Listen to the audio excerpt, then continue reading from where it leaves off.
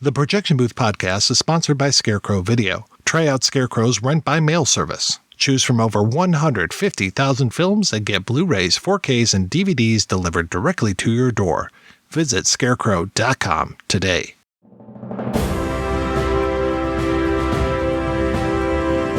Hold your ears, folks. It's showtime. People pay good money to see this movie. When they go out to a theater, they want cold sodas, hot popcorn, and no monsters in the projection booth. Everyone pretend podcasting isn't boring. Turn it off. Turn it off.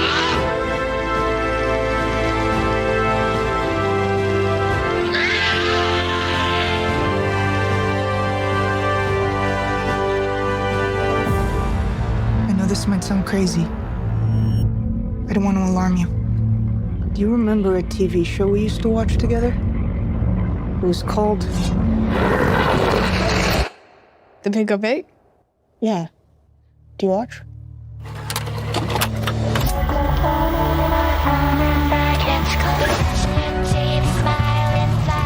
Each episode, they help each other fight a new monster from across the county. But it's way too scary for most kids. We're gonna defeat him this time. We're gonna need to harness the full potential of our shared powers. Sometimes the Pink Opaque feels more real than real life. Maddy, it was a TV show. Are you sure that's all it was?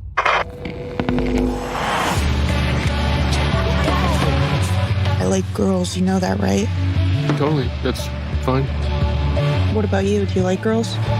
I think that I like TV shows. It's our destiny. How can I have a destiny? Something's wrong. This isn't how life is supposed to feel. Tell me you know it's true. Maddy, it's just the suburbs. Seems like you're always somewhere else lately. Maddy disappeared without a trace. All they found was her TV set burning in the backyard. I told myself I made the right choice.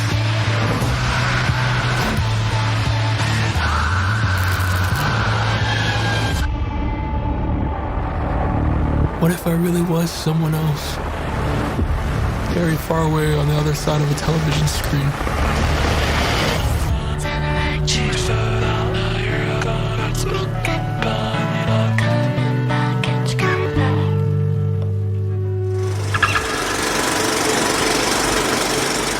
Welcome to the Projection Booth. I'm your host, Mike White. Joining me once again is Lou and Tien. Hello. Also joining us is Maxie Breckwalt. Hi, how are you? Request Month continues with one from our very own Lou and Tien. I Saw the TV Glow, written and directed by Jane Schoenbrun. The film stars Justice Smith as Owen and Jack Haven as Maddy. The two bond over a TV show called The Pink Opaque, which becomes the only real bright spot in Owen's life. We will be spoiling this film as we go along, so if you don't want anything ruined, please turn off the podcast and come back after you've seen it. We will still be here.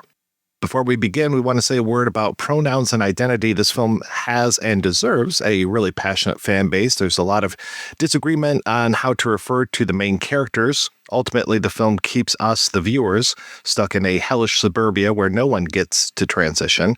The script calls our main characters Owen and Maddy. We're going to follow the script, which also uses he, him for Owen and she, her for Maddy. Why is such an interesting question. Lou, when was the first time you saw the film and what did you think?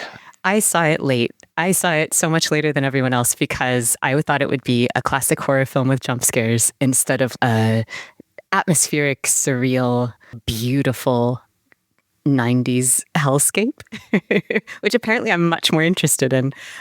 So I did grow up in the 90s and I thought that this film is gorgeous. This film is dealing with aesthetics that I never liked. Like, I was never a Buffy kid. I never watched 90s TV, but it still felt so familiar because that stuff was so much in the zeitgeist. I saw it as a film not just about trans reality, but even more powerfully, I saw it as a film about cinephilia. Like, I hadn't seen as good a depiction of the ruinous power and also like connectivity that cinephilia can provide, especially in your teenage years when you really need power and you really need connection. Initially, it was much more a film about loving screen media than a film about being trans. And Maxie, how about yourself? In October 2023, I watched Jane Schoenbrun's first feature film, We're All Going to the World's Fair. It was on my watch list for a long time, and I actually watched it, like my partner had gone to bed already. I watched it on my teeny tiny laptop in the dark room. And I am a seasoned connoisseur of horror films, but that film was so scary I had to pause it in between and prepare myself for what was happening. And afterwards, I just fell in love with the work of Jane Schoenbrun, and I understood them to be an artist with whom I share on the one hand, visual language and understanding of media.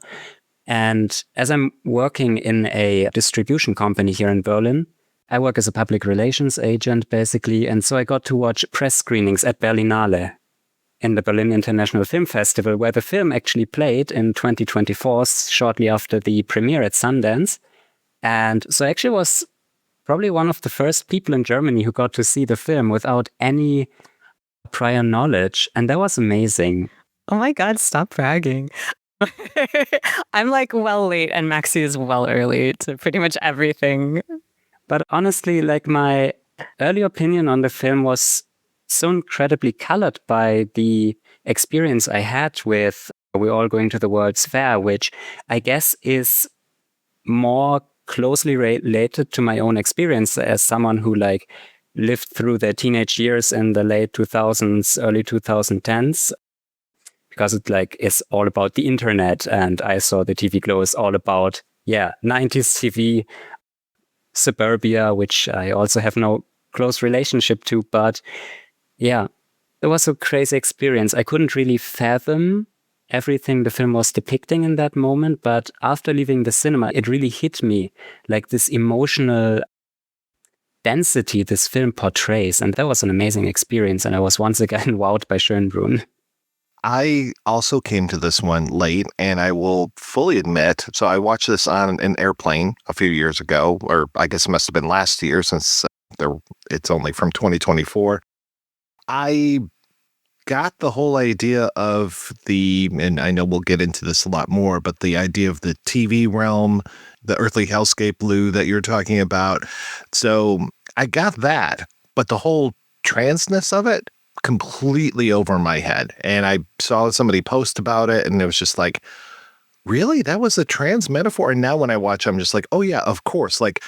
The way that young Owen goes underneath the big parachute and it's all the trans flag colors. I'm oh yeah, duh. But yeah, completely right over my head. I just was looking at this as much more of a sci-fi horror kind of thing. And like you were saying, Lou, also the idea of the cinephilia or the connecting over a show and just the obsessiveness of things. When Maddy comes back after all these years, you remember that show we used to watch? It's all about the show. And I also was late to Buffy. I think I started watching that in reruns, but I did really like the whole idea of picking up on the same font as the Buffy credits and all that, and just this whole monster of the week kind of thing.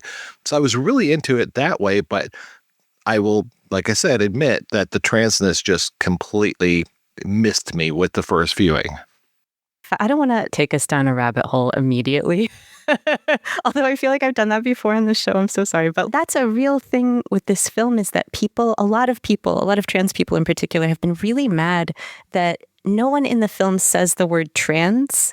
And there's a real history of directors making films with queer or trans characters for whatever reason. Maybe they want to be edgy, or maybe they sincerely want to investigate the struggles of trans life. But then when they're on press junkets and all these things, they deny that it's a queer film or a trans film because they say that the story is so universal. There's a lot of reasons for that. Directors need to make money, and so they don't want their films sort of siloed into queer and trans festival circuits, and because very few people get to see those films, and that way they don't make much money. So I think people have been accusing Schoenbrun of doing that, of basically trying to make a film that's universal by abandoning its trans allegiances. But we actually hear Schoenbrun talk about this film as like a reference point for their own transition. Like they are purging their own experience as someone trapped in suburbia who couldn't have transitioned and been safe during that period in the 90s. Like they're really clear about this being a trans film when they're talking. I think it's really important that we have texts that don't just speak to trans people and aren't just explicitly like manifestations of trans experience, but that also do universal work. Like I watched this film with my partner who's neurodivergent and in recovery from addiction, and it spoke to them so powerfully because their teenage years just really felt like Maddy and Owen's. It's important to make films that convey feelings because being explicit doesn't work. Like, for decades, we've made trans people talk explicitly about why it hurts to be trans in this world. And it's like those facts just don't matter. Like the world is so transphobic still that you have to reach people beyond explicit language, beyond direct experience sometimes. And I think that's why it's really important to make films that work on a level of feelings, in addition to films that work on levels of factuality. Too often we go back to the old Phil Donahue talk show type of thing where it's like, okay, share your trauma with us. We want to know your trauma. And it's like, why do we have to be sharing all of this stuff when, yeah, like you said, the world is still transphobic. It right now feels like more than ever with all the stuff that's going on in Kansas here in the United States. I'm glad you two aren't in the U.S. because things are real bad here and just getting worse all the time. And there's no big spotlight on it because it's still just like us versus them kind of thing. And it's just like, no, it's we. It is all of us. This affects all of us. It's just wild that we're still having all of this transphobia in 2026. And if anything, it's just going to get worse for a while.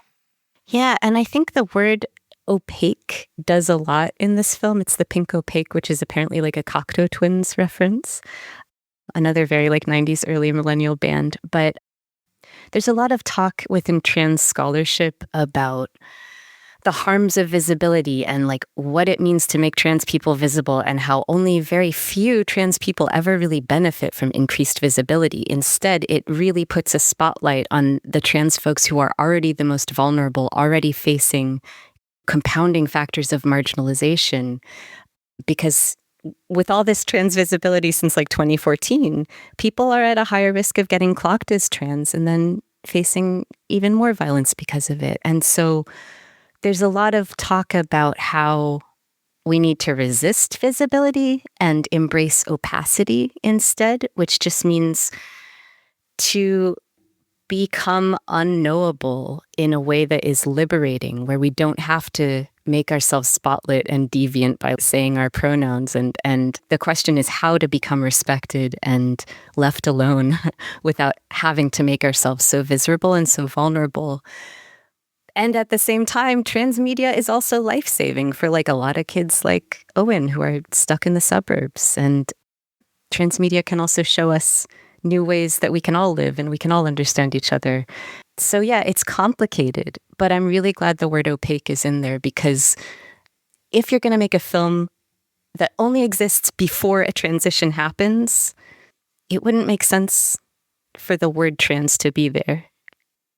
Yeah, it's interesting because I don't tend to read any articles about the Owen being a person of color either, or being biracial. I mean, if Fred Durst is his dad, which I am thinking, even though he says you're not my dad, but I think that's a whole different thing when we get to that part of it. Interesting casting of Fred Durst. I think it does a really good job, especially in limited appearances here. The appearance of him later in the film where it's the glowing TV on him and it's the blue light that's bouncing off of him and it's just him completely silent, giving Owen a death stare. I think that's very effective. It doesn't even look like it's a real person at times. And that also brings in this whole idea of this movie works from stem to stern.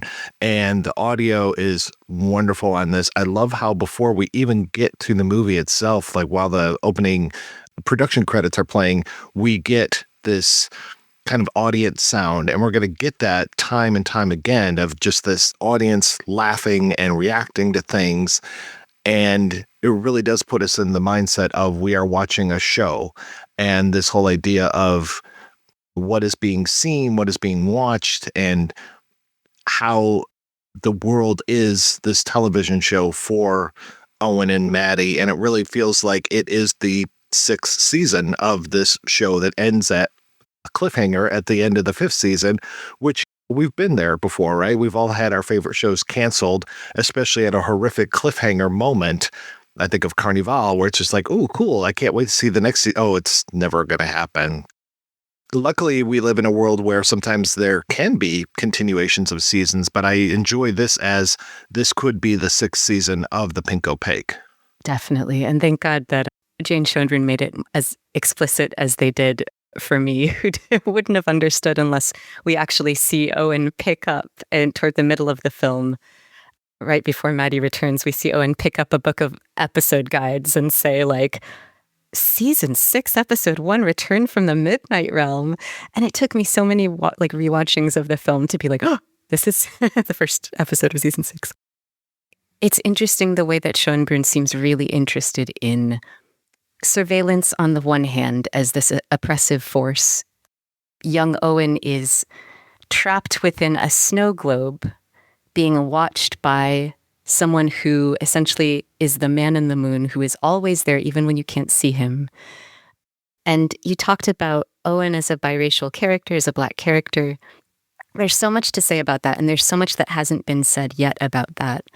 But obviously, imprisonment, control, and surveillance, these are all facets of especially Black life in America, coming from a history of centuries of enslavement. And at the same time, Schoenbrun is interested in the ways that we can create ourselves using audiences and using one another as watchers.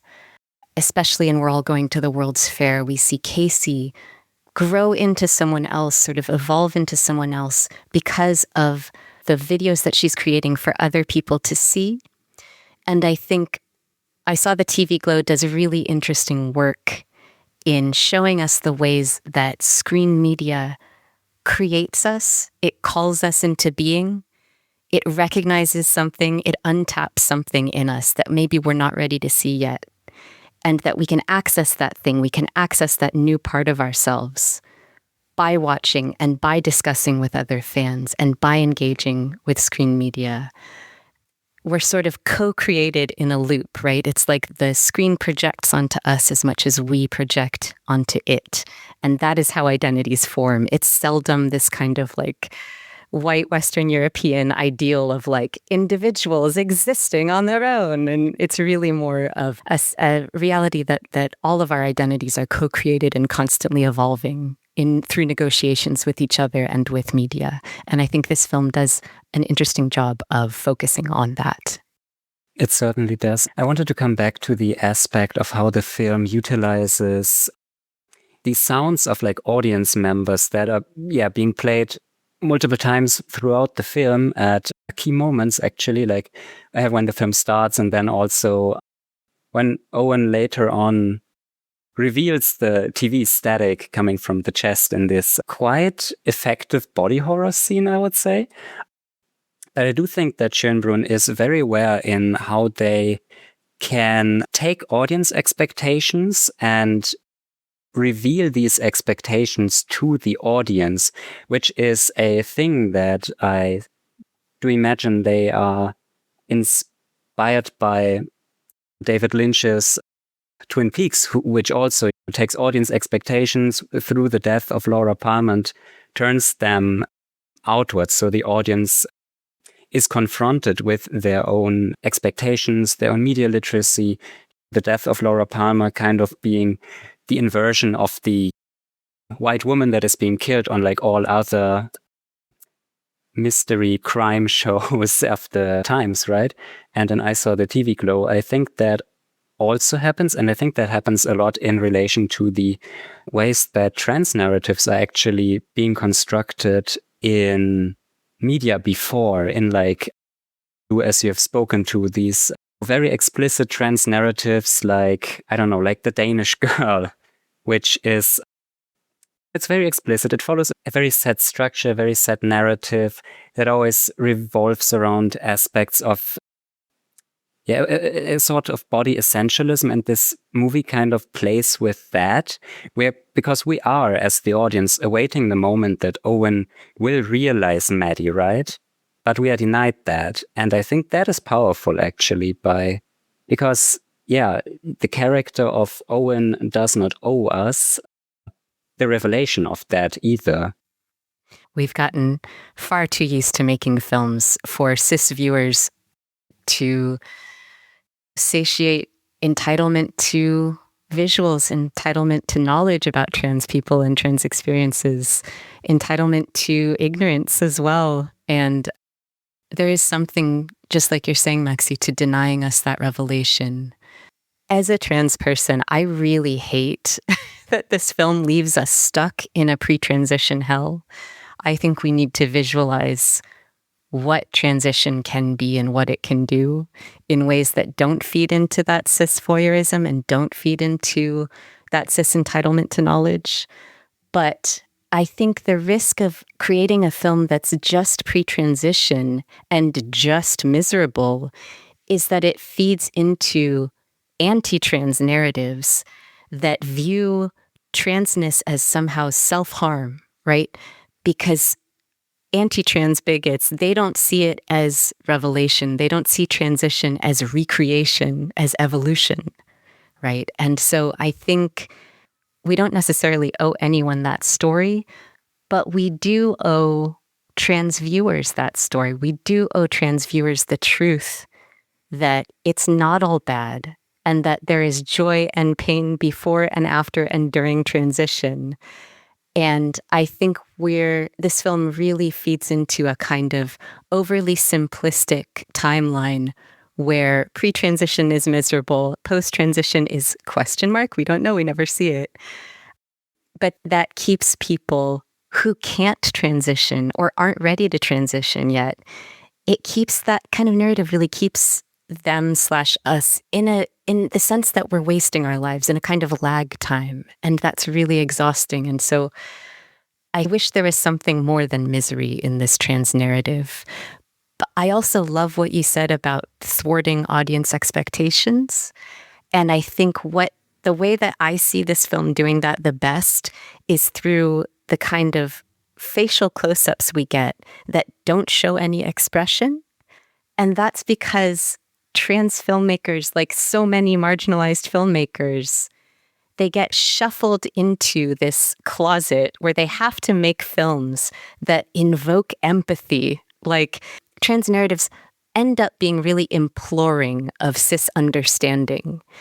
And so trans people come out often, they are conceived of in these films as martyrs, as suffering victims. And that means that filmmakers can only speak through the language of sensation and pity and empathy, rather than making structural critiques, rather than using like political language and political filmmaking. And it really narrows trans storytelling. And so what I love about the close-ups in this film particularly is that no one seems to be begging for empathy.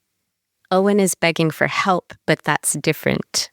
There's very little traditional victimization in this film, even though Owen is going through 7 kinds of hell at all times. And we do feel for him. It's not martyrdom in the way we usually see trans people martyred. Well, and Owen is very resistant to all of this, which is also, you're talking about expectations. At the end of the movie, of course, he should embrace what's going on and suddenly blossom into something else, right? This whole idea of metamorphosis. But instead, he is constantly pushing back, and which I imagine is probably a very real reaction to things, the way that he runs to, and I love the cameo in here by the woman that played Tara from Buffy the Vampire Slayer, or Tara, I should say, sorry, Willow's significant other. I love that when he runs over there and it's just like, you have to tell my dad I've been lying, and just like, outs himself basically to be like, prevent me from running away with Maddy. I need an excuse basically to be stuck here, and I'm looking for whatever it is. I'm desperate right now. And he breaks down so well in that scene. And yeah, he's pushing against it all the time. Like, well, she said, like, come meet her at this place. I didn't meet her there. Come over here. I didn't go there. He does not have that moment of, okay, I'm going to embrace who I am. Maybe towards the end with the chest opening scene. And I always wonder why they sing Happy Birthday twice. Is it like, is this another birth for Owen? Is this that? And I was unfamiliar with this term until recently. Is this that egg crack moment? Has he finally realized who and what he is? Maybe. But again, like you said, we don't end with flowers and rainbows and a happy song. It is still, I mean, this is a horror movie. It ends horrifically. Well, I would say it's partially a horror film. I think they do take a lot of elements from the horror genre, but I have never viewed it as like a hopeless film. I mean, not all horror films are obviously hopeless stories, but yeah, Lou, you were talking about the close-ups and how they, through these, Schoenbrun is denying victimization by, showing a certain sense of power in these characters. I would think the film really shines in like these performative aspects where really the narrative breaks down, where it's really not about the storytelling anymore. And I think the film has a lot of those. They have a lot of very beautiful just shots that evoke feeling and that way speak to the audience.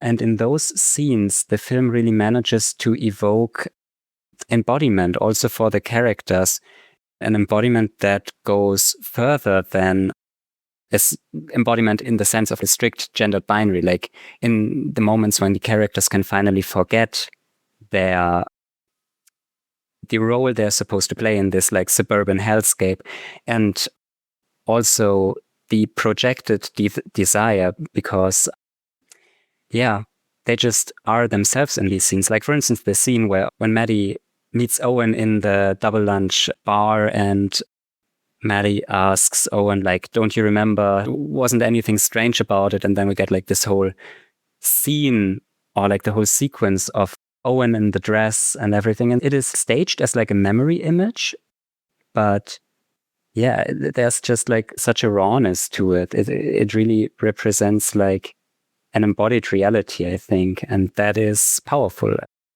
I want to talk too, Lou, you mentioned the word time and just how important time is to this film. I mean, this has quite a few jumps in it between where we start off with Owen in 7th grade, and then it jumps to 2 years later, and then it jumps, 8 years later, and then 20 years later.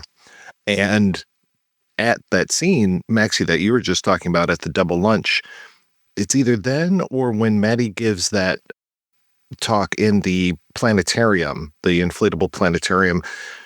She talks about how time moved so quickly. Days became weeks, became months, became years, and just how quickly everything went. And then even Owen says towards the end, years were passing like days. And we get to see him, we get to see the actor Justice with all the old man makeup and everything. It's interesting just how time is passing us by throughout this entire film. And that's another thing that we can talk about media and the way that we're capturing things from our youth. And I love when he tries to rewatch the series on streaming service and he's just, this is really dumb. Like, this is not what I remember at all. So also going back to the whole idea of like false memories or reconstructed memories.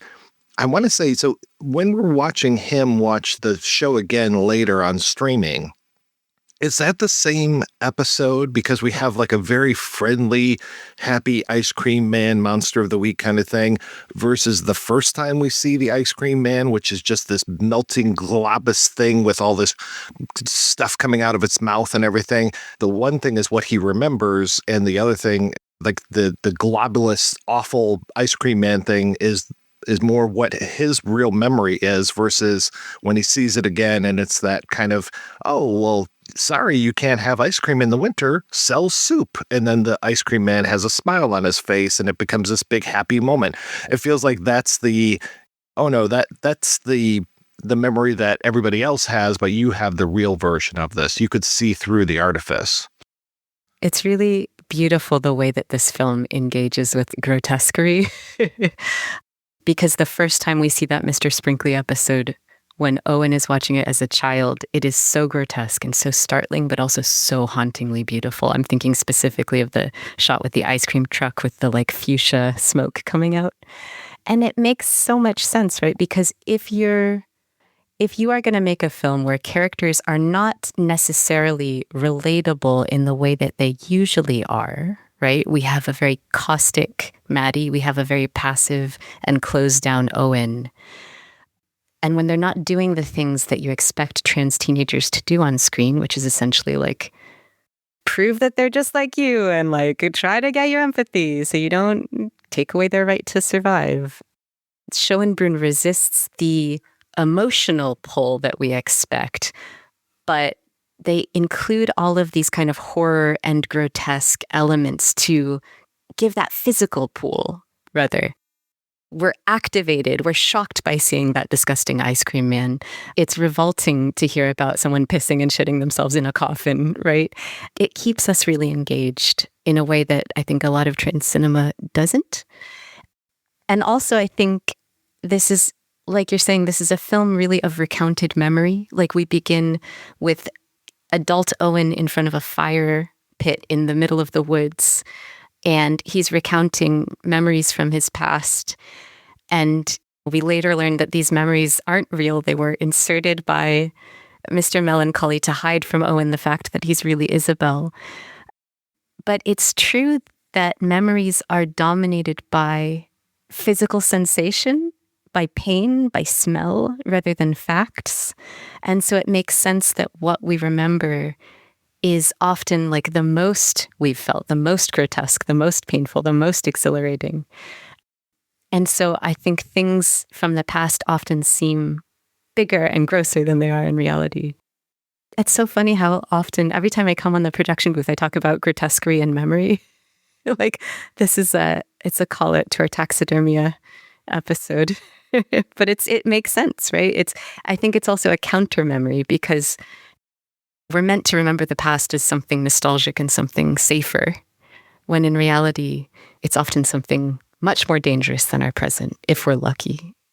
The film portrays the degradation of memory in a way. From these really, grotesque images one remembers from childhood, like the melting, creepy ice cream man, then to like this, I don't know what is basically paper cutout and like bad effects and bad dialogue. But it's interesting because Owen is watching this version on a streaming service and not on the VHSs that Maddy has given to him, which by the nature of VHS are a medium that degrades and like changes memory as well.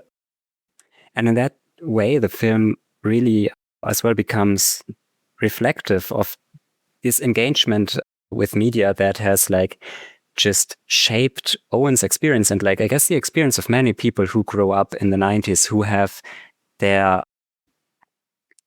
all of their past mediated to them through home video, for instance. And honestly, I think home video is a very interesting medium in this context as well, because it is always viewed as this authentic witness. And there is, let's call it a trend on social media where queer people use the home videos that have been filmed of them by their parents. And like these videos then represent their own queerness already in their childhood age by like the way they acted or they dressed or whatever. And people are saying like they didn't know anything, but I think that's quite something. Home video, like VHS, that is a haunted medium, to be honest, like just in the way that it has been mediated from Poltergeist to the J-horror craze up until I saw the TV Glow. While streaming services are not, they're not haunted by memory because ghosts are obviously, like ghosts can be understood as lost potential, as like things we could not realize in the past and that keep on haunting us. And in a way, that is the fact that Owen has not accompanied Maddy to the outside world, to the like outside of the midnight realm. And yeah, with this haunting missing, the show just becomes nothing, I guess, because there's no personal connection anymore that is inscribed into the VHS tape. Yeah, there's no streaming shows that if you watch them, you'll be haunted and killed 7 days later. So that's for sure.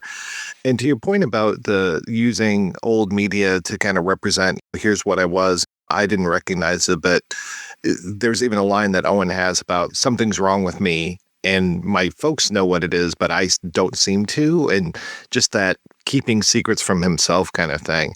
And you were talking about him in front of the fire, and that's a real match to him as the young Owen in front of the TV with the pink across his face. And then you see him as the middle Owen, or maybe it's older Owen, in front of the fire with the orange in front of his face. And so that's a real tie to know that these two actors are the same character. But also there's a real tie when it comes to TV and fire, because the thing that Maddy leaves behind is her TV set on fire. And I love that shot of that TV burning up, and especially when the plastic starts to melt and starts gooing down. And you also get to see Owen when he has his real moment towards the end of the film where he throws his head inside of a television set, and you get all of the sparks and everything. And I find it's very interesting that his scream that he screams during that moment is that not actually his scream. It's, I believe, Isabel is his counterpart in the Pink Opaque. It is Isabel's scream from the episode where she gets buried alive. So that tying of those two characters together too, really brilliant. There's an idea in trans studies called the shimmer, and it's Eliza Steinbach, who's a non-binary film scholar, draws together trans bodies and bodies on screen through this idea that we're always delinking and relinking associations of time, of gender, of place. And so there's a kind of shimmer back and forth between timelines and back and forth between associations. And that trans bodies are like screen bodies in the sense that they can be recut, reshaped, re-narrativized. And we see the image of the shimmer, just like you're saying, in the flickering of the flames, in the sparkle that hovers above Owen's head when he's finally put on Isabel's dress, and when he's close to another trans person, when he's sleeping next to Maddy, and when he's vomiting out the Luna juice, which is the thing that makes him fall asleep and live in this hellish cisgendered suburb. Even when he vomits that out, there's a little sparkle that comes out with it as well. And it's nice to see that shimmer there. And obviously when he does cut himself open, there's this beautiful shimmer that's been there the whole time. I have one more thing to say about the VHS before we go. I hope we go to the timeline of the film a little more carefully, but the idea of the VHS as something that houses memory, but in this day and age, who can access VHSs anymore? Who still has a VCR? It reminded me of Owen, right? I have a note that just says Owen as VHS ? But it's Owen is someone who houses memory, but also can't access his interior meaning because he's living in a world where his true self can't compute, and his body is degrading so much quicker than it should. He's 43 at the end and he looks 60-something. And the way that he's degrading and the way that he can't access himself, there's a line to be drawn with the VHS, but also the way that it is media that gives him a world where he can make sense. In order to access that world, he has to touch a tape to do it. And it's interesting to think about the technology there. Going back to time really quickly, a lot of trans filmmakers talk about trans aesthetics and trans modes of filmmaking and how often that involves multiple timelines. For example, when I started taking testosterone, I went through another adolescence in my late 30s. Trans folks are linking time and reiterating time. And so time bending and having different actors play the same character and visualizing these shifts and these jumps and these loops, that's a really trans way to make a film. And you could argue that Schoenbrun is doing this here. But at the same time, they're also really not. I think they're really not being as sort of trans aesthetically as they could, because they're also, like I talked about just showing pre-transition time, but time is really compounded for Owen. Owen is still living in the same house. He's still working almost the same job.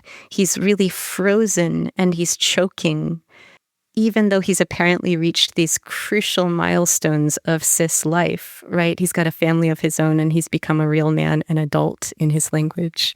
And so it's great that the film is recognizing that these sort of like the right path that his mom wants him to be on, these milestones aren't indicative of health or progress. They're actually killing him and they're keeping him trapped.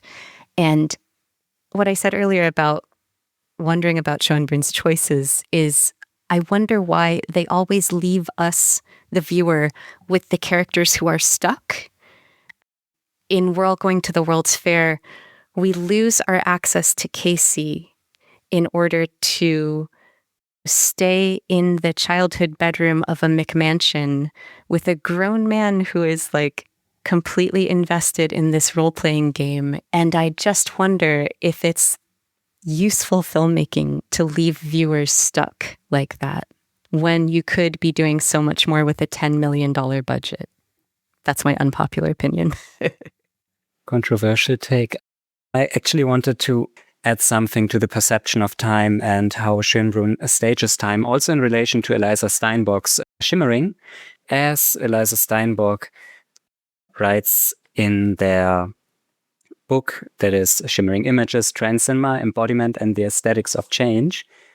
They write that on classic transnarratives, as we've already said, the films are always object-oriented. They're always like focused on the body. They're always like basically narratives of a presumably unhappy man being transitioned in a presumably happy woman by a godlike cis male surgeon who can validate this identity, this like binary identity. And like the process is not the focus, in contrast to films that embrace the shimmering, which for Liza Steinbock are films that are like radical queer storytelling, which really embrace the de-linking and the relinking of identities, and do that also in relation to the texture of the film image. Like these are like not only trans film, but always also media reflexive films, which is interesting. And I think and it's so incredibly clear in I Saw the TV Glow, because the films and the moments in which the characters are really realizing and speaking to their process-oriented self-becomings, moments of shimmer, basically. Like for Maddy, who is Tara, it's the moment in the planetarium when it's like everything is dark and you just have the stars running over her body. And for Owen, who's Isabel, it's the moment of cutting open the chest and really just revealing the TV static, which is, the inspiration behind the term shimmer itself. And then I would like to add that I think that I Saw the TV Glow is also, like on a structural level, there exist different ways of staging time that work against each other, which is very interesting, because there is this outer time that is being forced on Owen. In a sense, it is these 8 years later moments in which Owen becomes, in which everything for Owen feels like, everything's going too fast. I'm not able to keep up. I'm regressing into myself, basically. And then there are like these individual experiences of time, which are again the moments in which narrative breaks down and everything is staged as it is in slow cinema very much. Like the camera is really like looking onto, for instance, this ice cream truck, and it is like, just a perception image. It's very interesting. With the time jumps, those all come through on-screen titles, and they're all this handwritten font that we have, which is, again, very similar to We're All Going to the World's Fair, that also uses handwriting as the credits. And here you've got that, but you also have the handwriting which seem like they're notes from Maddy to Owen, where there's the scene of him walking through the hallway and you get all of the on-screen stuff. There's like a drawing of Mr. Melancholy. There's drawings of his minions, Marco and Polo. And then you have episode things. And then you have a note that says the pilot the showed again and reruns, and it's waiting for you in the dark room. So it's very interesting as far as who is writing those notes. And I'm guessing it's Maddy that's doing that. And what I'm getting at is there's an idea of the control of the narrative, because the idea of the flashbacks with Owen and him directly addressing us as the audience. And he does that a lot through this film. There are moments where he turns to us and just will directly address us. Then towards the end, when you get the return of Maddy at the double lunch, she's looking directly at us and she's explaining all of these things to us. And especially in that long monologue that she gives, she's a lot of times talking directly to us. Whereas with that point of the film, it feels like Owen's looking like 1 inch off camera, where it's I'm talking to Maddy, I'm talking to you, the audience, but I'm not directly addressing you. I'm almost wondering if he's lost the power at that point, and she's the one who's now taking control of the narrative and it's able to address us directly.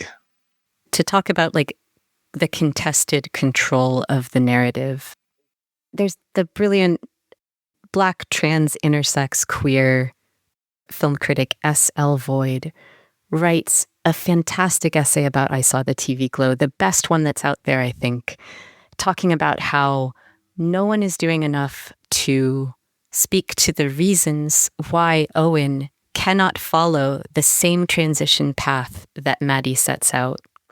No one is doing enough to recognize that Owen is facing such harder odds of transitioning as a Black person and as a trans feminine person in a world where the terms of transition and the structures of trans communities are too often overridden by white supremacy. And so what we have in I Saw the TV Glow is a Black character being punished, humiliated, tortured for not following the transition that a white person lays out for him without asking him about his consent, without asking him about his ideas, without acknowledging the fact that he might want to stay in that town because his mom is dying.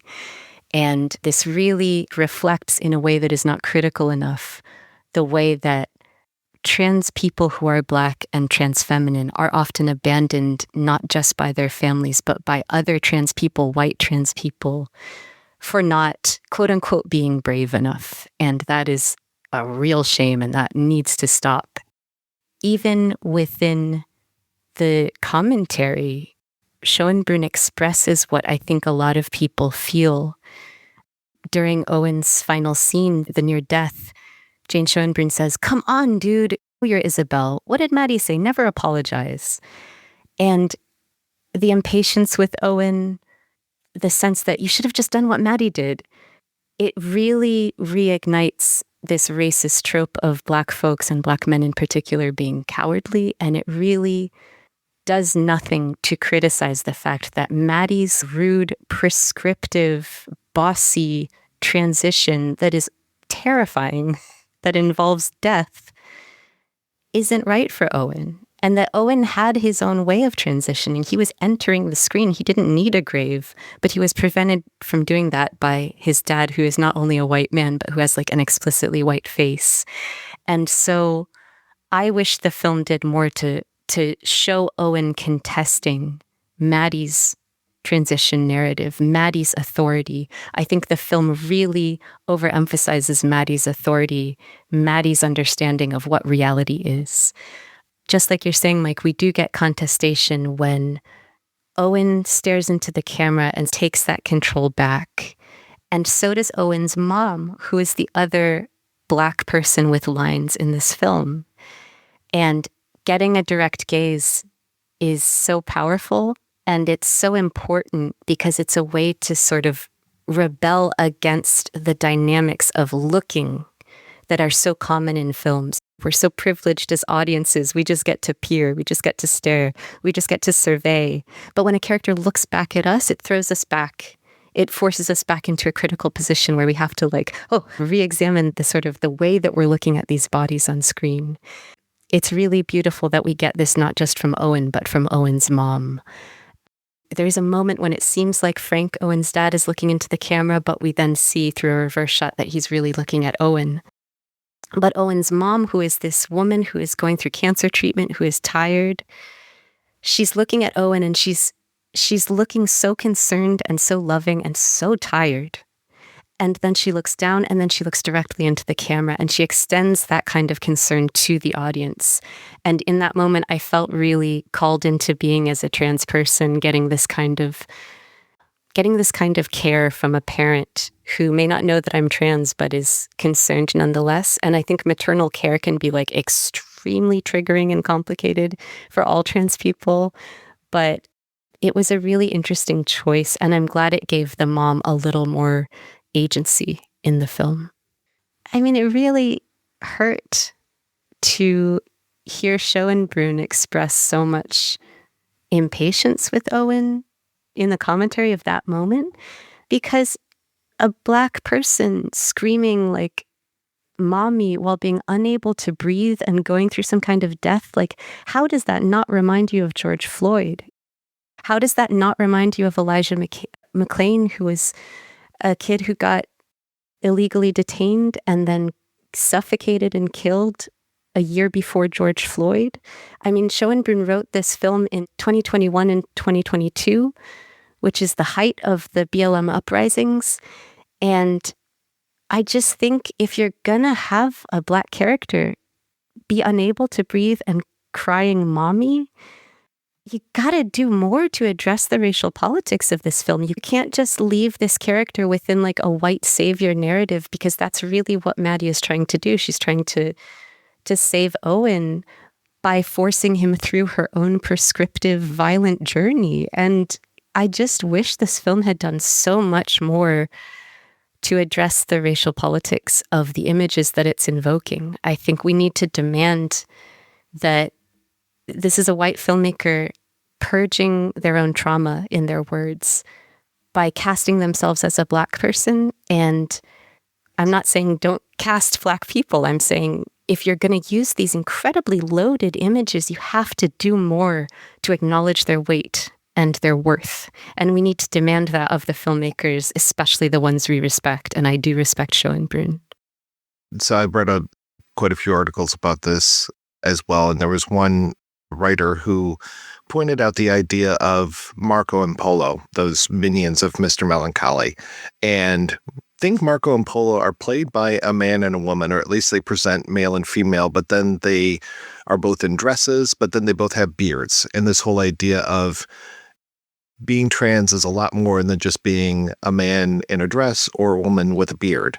And we get them a few times, Marco and Polo, near the beginning, and then we also get them towards the end when Maddy's telling the story. We see them with much more disgusting faces.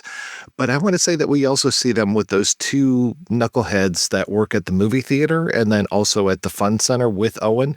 It feels like they've been put into this midnight realm to torment Owen, and they just drive me nuts. Especially there's one moment I want to say when he comes out of his house and they're just like standing there and it's like, what are you two doing? And they're just making fun of him, making him uncomfortable. The whole thing with the blowjob in the manager's office and the way that the guy is just like, oh, she's into you, dude. And then like, why aren't you making eye contact with me? I mean, there's also like the whole like, yeah, well, I wouldn't want to make eye contact with these people either. And it's just there are two of the most disgusting little minions that I can think of in a long time that I've seen in movies. In the world of the Pink Opaque, I do think Marco and Polo are presenting very non-binary in the way that they are like, they have breasts, they have like these half-moon shaped hair and beard, and yes, like these faces that are reminiscent of like the moon, like the surface of the moon. And I think that's very interesting that they are working for Mr. Melancholy, who can be interpreted as representative of transphobia and the fear of coming out, something like a system that basically keeps Isabel / Owen in the Midnight Realm, and they are the creatures, the people who are enforcing this. In a sense, through their presentation, I do think they are representative of the fear of not passing as well, I would imagine, because they are not fitting. And they do think that is probably a very big fear for a lot of trans people who want to embody a binary version of either trans femininity or trans masculinity.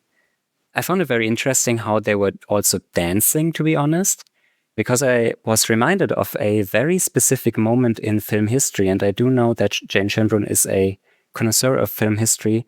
I don't know if the Dybuk by Michał Wasiński, it's a Polish expressionist film from like from the mid-30s, basically. And there's like a scene that is the Dance of the Dead, that is danced by the dancer Judith Berg, who's a Jewish woman. That scene where they're like presented for the first time and dancing like that in this very expressionistic way reminded me of that, of this specific Dance of the Dead. I don't know if I don't believe that is like a direct reference, probably not, who knows.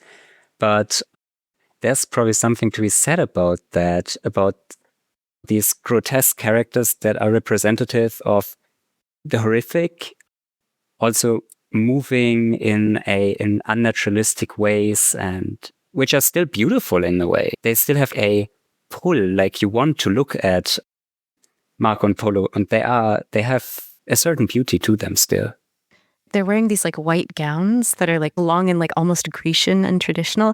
It reminded me of like Vestal Virgins or like some kind of like classical beauty. And they're doing this dance that is like extremely symmetrical, but they have these grotesque faces and these gender mixed, like you're saying, attributes. And it reminded me of something the cinematographer Eric Hughes said, which was that this film, it's like eating so much cotton candy that you get sick. The colors are so saturated and neon that you feel dizzy, but then there are still these moments of classical beauty.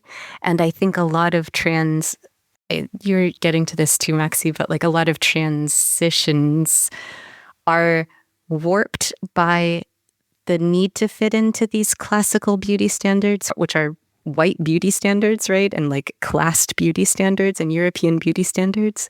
And so it takes so much resistance, not only just to transition in the first place, but to do it in a way that you're always negotiating the pressure to conform to some kind of standard. And I think Marco and Polo are like grotesque visualizations of that.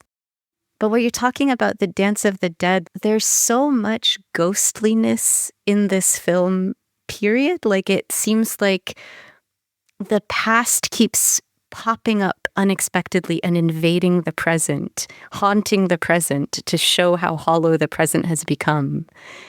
And when Owen realizes that he no longer has this life-saving portal to another world, when he rewatches the show as an adult who seems to be near death, it's like a pre-death for Owen. He's lost his meaning. He's lost his ability to self-realize. And Owen always seems ghostly in the way that he's always a little bit interstitial, like he's never quite making contact the way he wants to, or the way that's in a way that's very meaningful. And like his mom says, you always seem to be somewhere else. And it makes sense, all this ghostliness, because Owen is being kept half alive in a grave. And it is a kind of spectral half existence. And that is often what it must feel like to be traumatized in a world where you don't make sense and that refuses to interact with you and understand you and recognize you. And that's why it's nice that it's a figure of a ghost that connects these two people. The pink opaque is like a glowing symbol of a ghost on the back of the neck. And I love that it's on the back of the neck because it's a place you can't draw it on yourself and you can't see if it's on you. It's something someone else has to recognize. And I think that speaks to the way that we call each other into being, like I was saying earlier, like gender recognition. It's a gift that we are all giving to each other, cis and trans, all the time. And I think trans people get so comfortable that they stop remembering that it's a gift. But I really felt that the way that Maddy drew it on Owen, you could say it's prescriptive, and it does put Owen in danger. There's a real reason that it's more dangerous for someone being raised male to have a pink tattoo in that household with Fred Durst as your dad than it would be for Maddy, right? Maddy is putting Owen in danger by doing this. On the other hand, it's a beautiful scene of real intimacy, and it's the only real intimacy we get in the film. I wanted to zoom into Frank for a minute. Frank is Owen's dad, which I learned from reading the script. I don't think he has a name in the film. In the script, Frank is incapacitated, and when Owen comes in and sees him sitting on the couch, Owen offers to bring him upstairs. And Frank just ignores Owen and is fading away in the light of this TV screen with his deathly white face that looks like the man in the moon. And the script makes this a little clearer, but the second time Owen comes home and expects to see his dad on the couch, the dad isn't there, but the rut on the couch is there, as if inviting Owen to take his dad's place.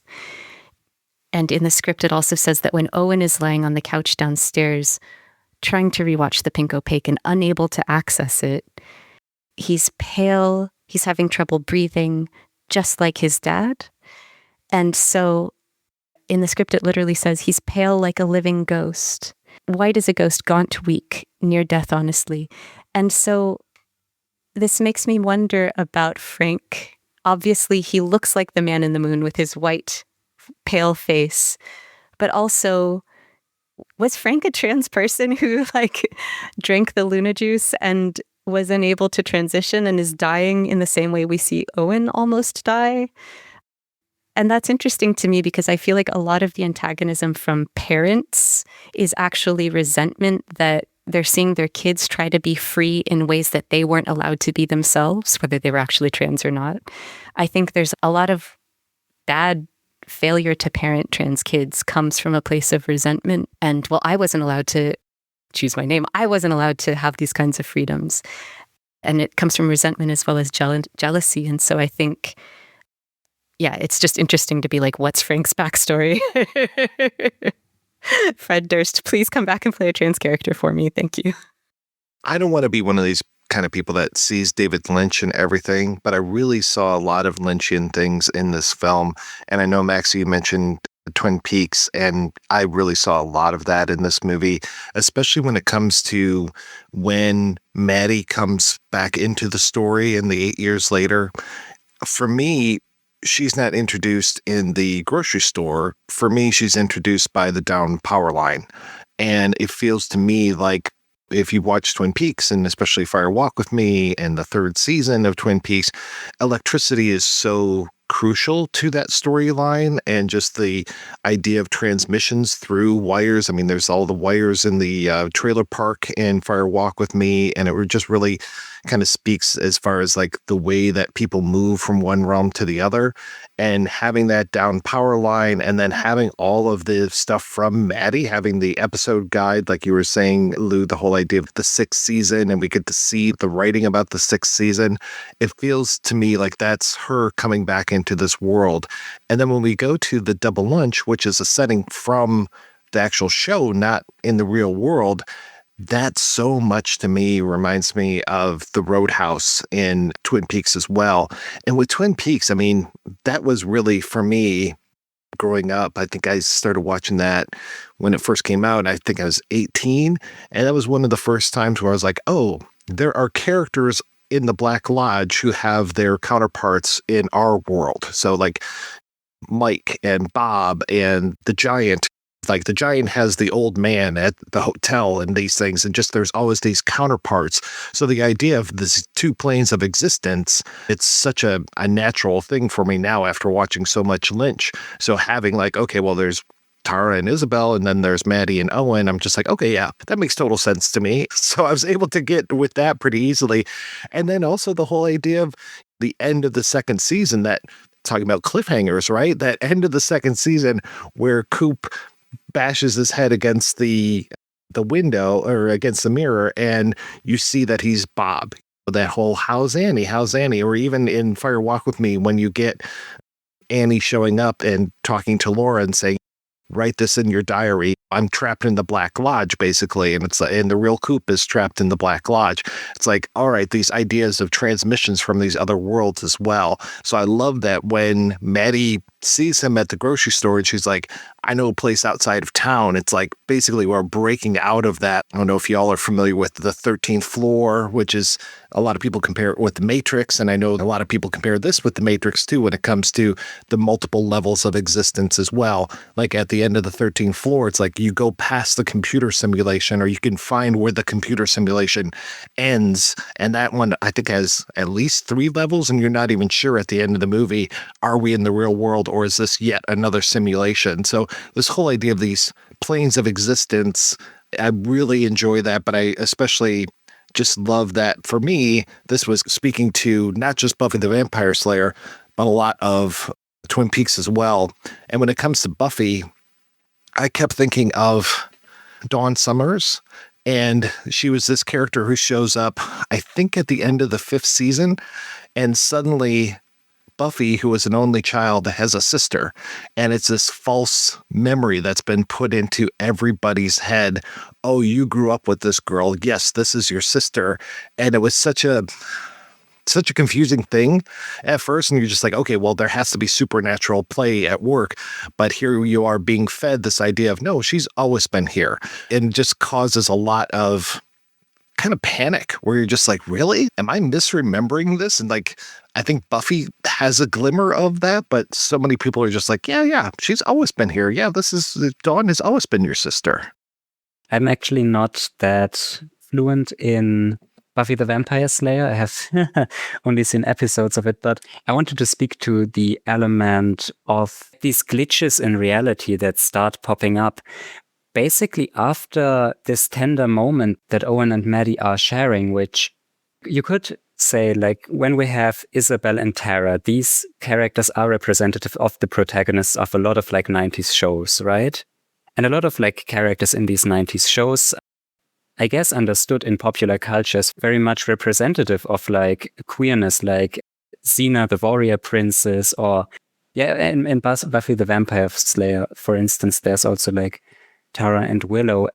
And I do understand that there is a certain romantic interest happening between Owen and Maddy in this very tender scene, as Maddy has said before to Owen, I'm a lesbian, I only like girls. And she understands that Owen is a girl, obviously, and maybe before Owen can accept that.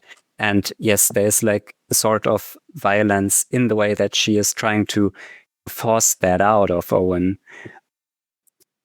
But then like these glitches start appearing, and I don't think these glitches are from the start staged for the characters. Like the first time they appear is like when they lay down on the floor together and you have like this shimmer floating above them, which is basically an expression of their connectedness starting to open up, like this fake reality, starting to open up the midnight run.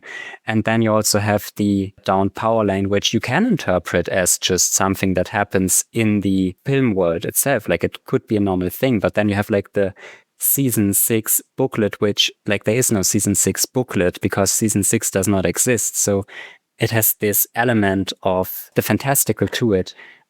There's another scholar in trans cinema studies, Wiebke Straub, who wrote about the concept of exitscapes. And I understand exitscapes as performative moments that break open the narrative of these films and make possible like trans identification.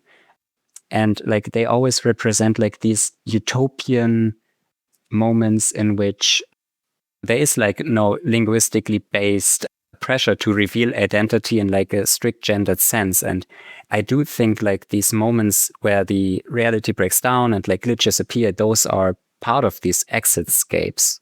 I love Wiebke Straub. They're so wonderful. They write really well about like why trans visibility still matters. For Straub, the films that they're talking about are films where the trans person is suffering and traumatized.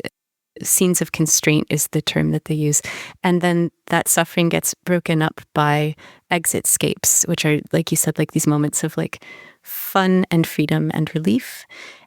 I saw the TV Glow does this in like a slightly more specific way where it doesn't just talk about scenes of constraint, but it goes back to that beautiful essay that you found for us, Mike, about atmosphere. There are these trans philosophers named Amy Marvin and Isabel Bess who recognize a pervasive atmosphere that tells trans people that it's best not to live as trans and second best to be trans for as short a time as possible. And I would add that it's third best to make sure that you're living your trans life for as short a time as possible in a way that's as tolerable to white cis people as possible. They call this an atmosphere of anti-trans conversion. And the idea of this kind of oppressive atmosphere comes from Frantz Fanon and decolonial Black theorizing. But trans scholars are using this idea of atmospheres of oppression to talk about the ways that anti-trans bigotry is not a series of isolated events or mistakes. It's something that feels like it's being held together by gravity. And atmospheres, they establish the conditions under which life can develop and exist. And they prohibit life from developing differently. That's how all-encompassing they are. They're everywhere and they're no place. They're not tangible, right? And they sink into us. And the horror of this anti-trans atmosphere really clouds our ability to think and act and live and connect differently. But in the film, the atmosphere is visualized through this fog that seems really abundant, like not just the fog streaming from the ice cream truck, but there's like fog rolling over Maddy's pink chalk drawings. There's fog in the torture scene where Frank rips Owen out of the TV and plunges him under a shower, and there's so much steam and also blue electric currents coming out of Owen's mouth. So the fog is there. It's counteracted by the electricity, by the static. But then we also get these kind of like little islands, these little breaks from that oppressive atmosphere, these places that are like little havens where you don't feel like you're under as much surveillance. And one of those might be the parachute that little Owen sort of like wakes up under. And another one is the inflated planetarium where Tara is allowed to talk about their transition. And another is the bar, the double lunch, right? And another is the dark room, right? It's where Owen is able to access this life-saving show. And it's a space that's private where kind of like the rules of the world work a little bit differently. And the film visualizes those spaces so specifically through the colors red and pink and purple. The parachute is, everyone keeps seeing the trans pride flag in it, but it's really the bi pride flag. It's not the trans flag, it's the bi flag. I feel like I'm crazy because I'm the only person that I've found who sees this, but I looked it up and those colors are bisexuality. Who knew? But yeah, there's this fuchsia, this pink, this purple that recurs when Owen feels safe. And that's the dark red of the dark room, that red light in high school dark rooms. And it's that same red light of the double lunch, this amazing goth bar that is an exitscape, a little safe haven. We talk about Twin Peaks. We talk about the twinness of everything, having the double lunch here and the two musical acts, the two very distinct color schemes. You're talking about the red, and you look at the band that's playing during the red sequence, and they're very, very, very femme. And then you get to the second song, the second act, much more mask and much more aggressive, which I really love the song that the band is doing, and bathed in more of that blue light. And I just really like this idea of the doubling of everything that we have in this film and the way that Schoenberg uses music. And from what I understand, I want to say all these songs were written for the film or were used. They asked these artists to write songs for the film. I could be wrong about that, but man, oh man, they use music in this movie so well. And I always watch movies with captions on, and I'm watching and listening or reading the lyrics along with the song, and especially the lyrics of the song at the end of the movie, which kind of has a little hopeful end, because again, this movie ends on kind of a dire note, but I appreciate that there's a little bit more hope when it comes to if you listen to what the lyrics are as the end credits are playing. Yeah, it's called Another Season, right? It's like the hope that Owen will have another season. Yeah, I think it's really fascinating because Schoenbrun has described that kind of like that era of alt music as being like a weird middle ground between queer otherness and white male anger. And so that's why they wanted to like harness that disenfranchised white boy energy by casting Fred Durst of Limp Bizkit as the villain. And also by referencing the Smashing Pumpkins in The Visual of the Moon, which is also a reference to Georges Méliès. But then to have women and queer and trans people and people of color to cover the songs of that era today in their own way is a way to reclaim some of those songs, but also write songs for the film, it seems. Like this was a very intentional soundtrack, like you're saying. The one cover that I remember is someone covers Broken Social Scene's Anthem for a 17-year-old Girl, but in this very kind of like queer, glitchy way. I do feel that for Schoenbrun filmmaking is very much like creating a mixtape.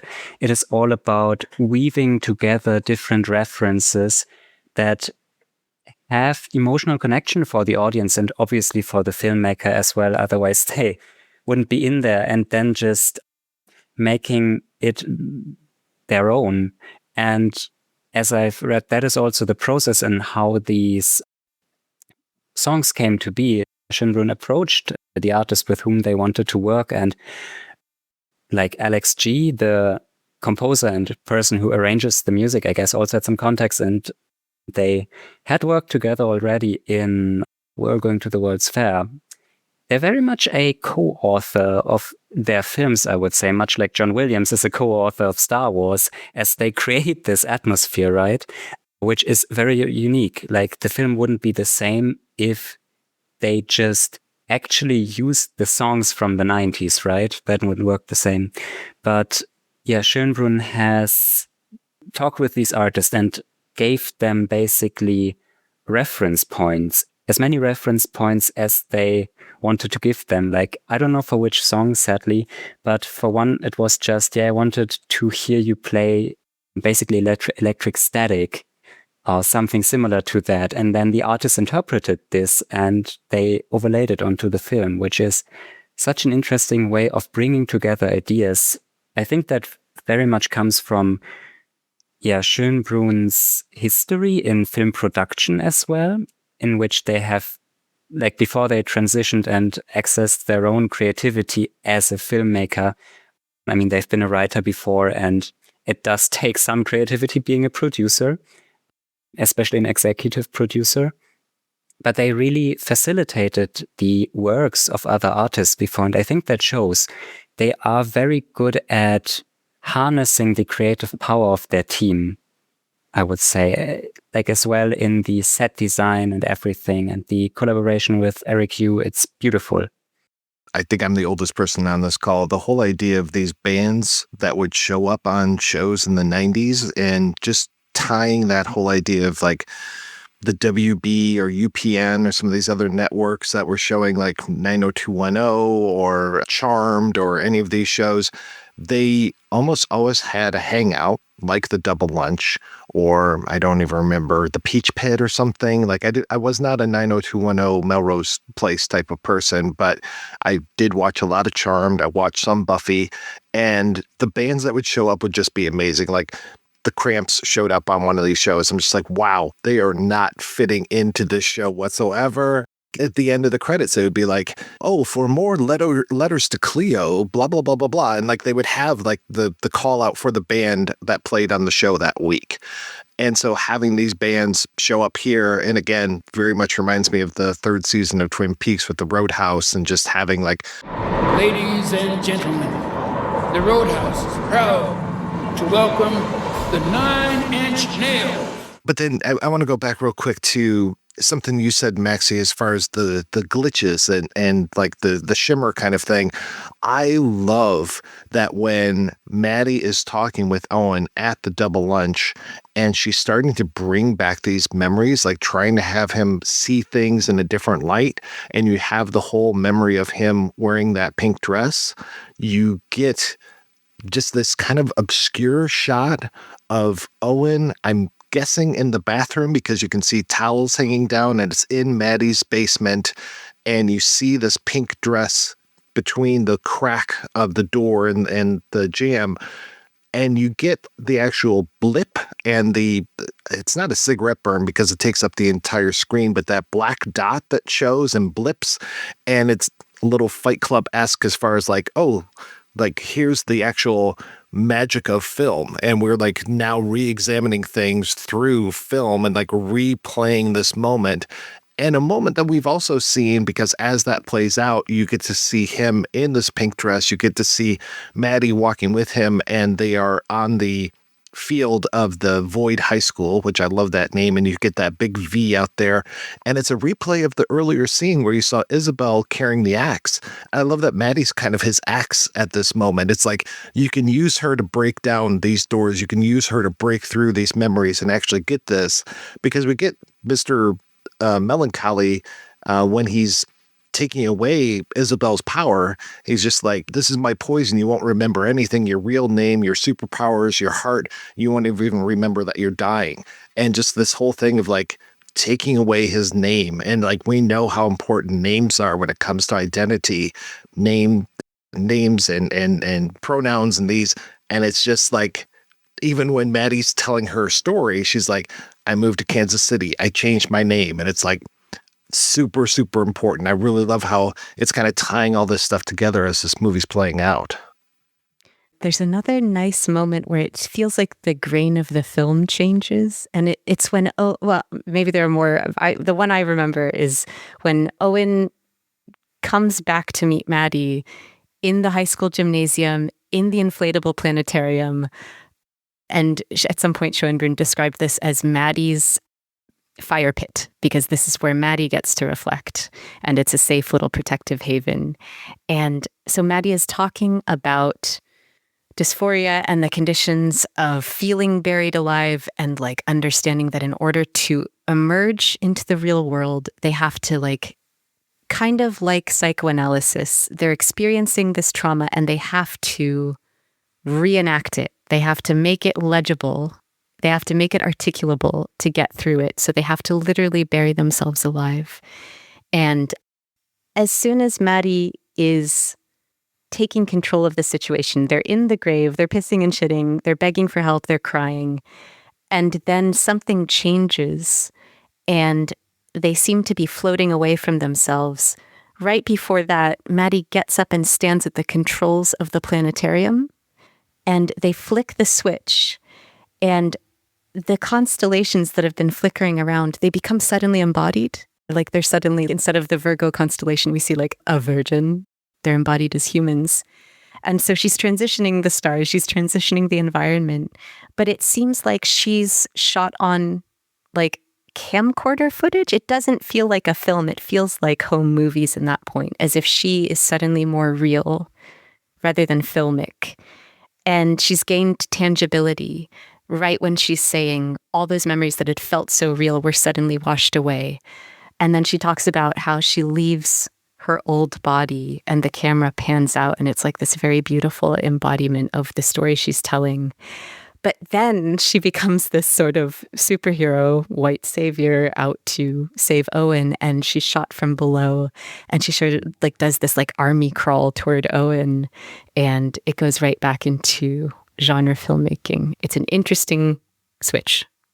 Yeah, the aesthetic of the VHS look versus the film look. I did notice a few times where there was a reverse shot, and I can't remember where it was, of Owen, and it looked like he was on VHS as opposed to the beautiful film quality that they have for the rest of the movie. I really did like, I think it's on the A24 Blu-ray, there are sequences that we just see small bits of, and you could see much more of them, like the Marco and Polo dance, or the, Yap commercial that we see playing before the Pink Opaque comes on at Maddy's the first time. And then also the little animated short of the caterpillar. Speaking of something that transforms, right? It's just, I really enjoyed seeing all of that. And especially where it's like these two kids and they're just like, oh, look at this cute little caterpillar. I wonder what it would say if it could talk. And then you zoom in on the caterpillar and it's just like, I can't handle it. I can't take it anymore. I'm done. The pain of existence, it overwhelms me. Very disturbing kind of stuff that this poor little caterpillar's going through.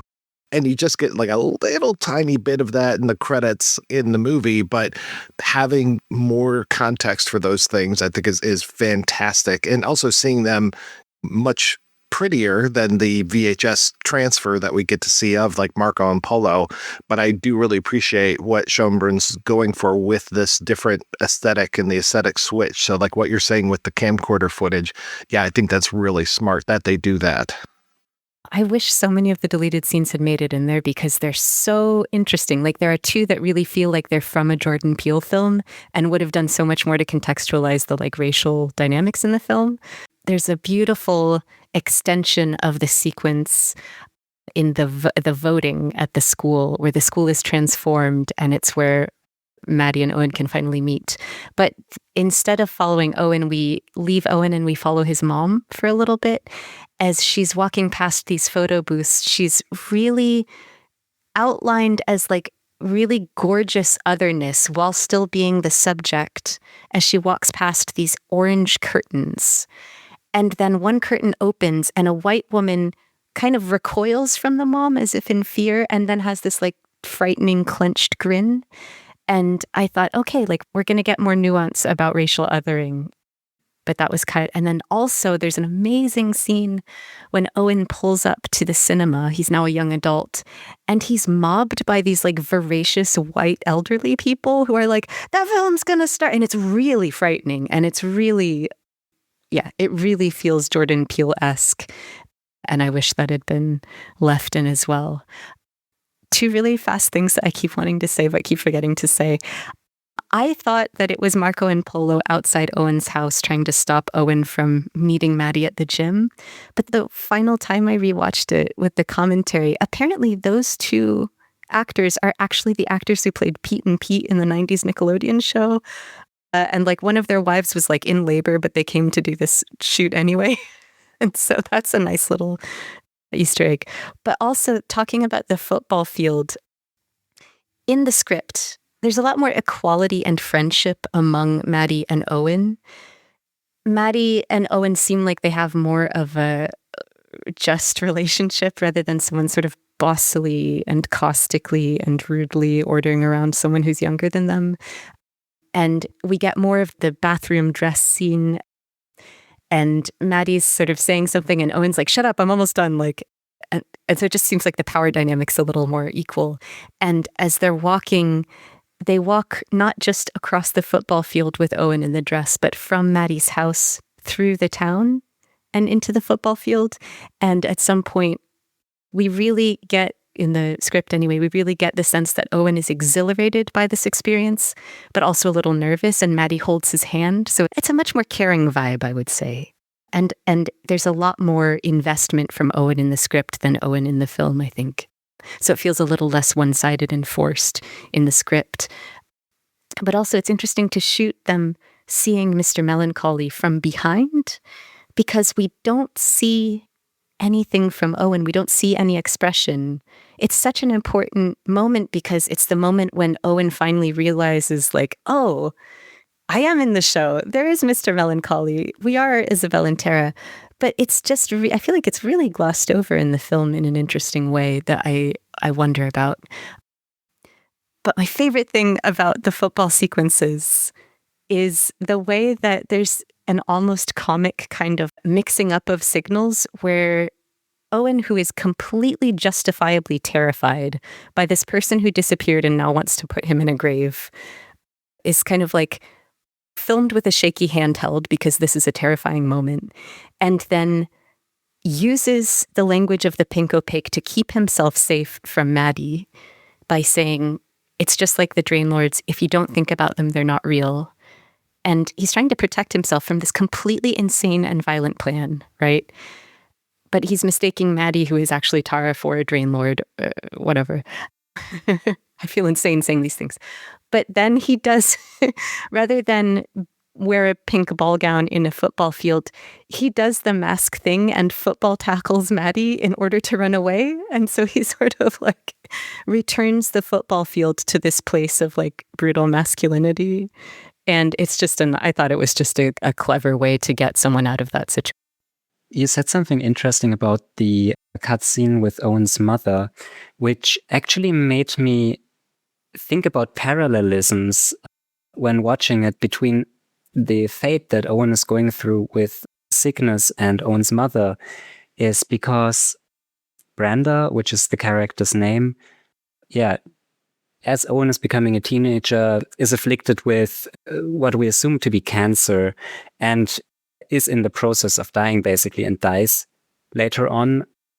And I was wondering if that is because Brenda, in the same way that Owen is being basically choked to death by the gender essentialism and the racism and the capitalist structure of the whole suburbia, Brenda as well is basically dying due to being in this environment, being in suburbia as basically like the only black woman there, or like she assumes the only black woman maybe.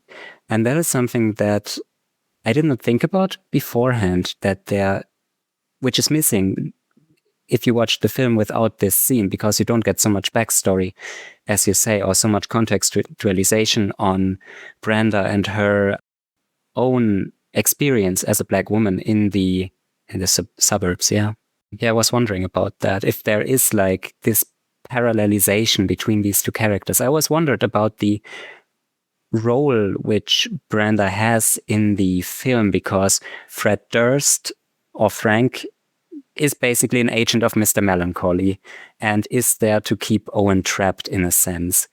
But like, what is Brenda's role? Is Brenda's role in the whole scheme of like the Midnight Ram that is being designed by Mr. Melancholy to just die and make Owen feel miserable and indebted to his mother in order to follow this trajectory? I was wondering. Yeah, that seems right to me. I think grief really stops you in your tracks, and you feel like when you're not connected to that person anymore, you need to do everything you can to stay connected, and maybe that means staying in that house. Regarding the aesthetic in the film, it's very interesting how in the bonus material on the A24 Blu-ray, you see like the extended scene with like Marco and Polo, and it's in HD, it's filmed on like 35 millimeter in that sense, and then it gets transferred to like these degraded VHS quality material. Actually, apparently Schoenbrun and their team spent like around 1 week just copying different materials around just to get like the right look. And yeah, they are like, for instance, the moment when Isabel screams in the show when she's being abducted by Marco and Polo, this scream also creates static on the already kind of degraded VHS material. And there really is power behind that this like primal scream can transcend the narrative level and can go on the level of the materiality of the film. And then like when Owen like vomits, obviously like you have the scream of Isabel again paired with basically static coming out of his mouth, right? The distortion of the voices is a really interesting thing to do. I like that even when we get that time jump of 8 years later, one of the first things we see Owen doing is now he's able to drive, and he drives himself through a drive-in hamburger place, and the voice on the speaker is so completely distorted. Hello? Hi. Are you ready? What would you like, sir? Yeah, sorry, Are you there? I just want, can I get 2 double cheeseburgers and a small fries and a root beer? And then? No, that's it. And then? No, and then. That's all I want. And then? And it's like, here's just a little symbol of what's going to come. a little hint of that because, yeah, Marco and Polo have these distorted voices. Mr. Melancholy has a very distorted voice. And that whole idea of like, what gender is your voice really kind of comes in as well because like Justice has such a deep voice. And then I notice when Maddy comes back into the story, she seems, because she already has that kind of disaffective type voice, and then she just seems to speak lower when she's back later in the film.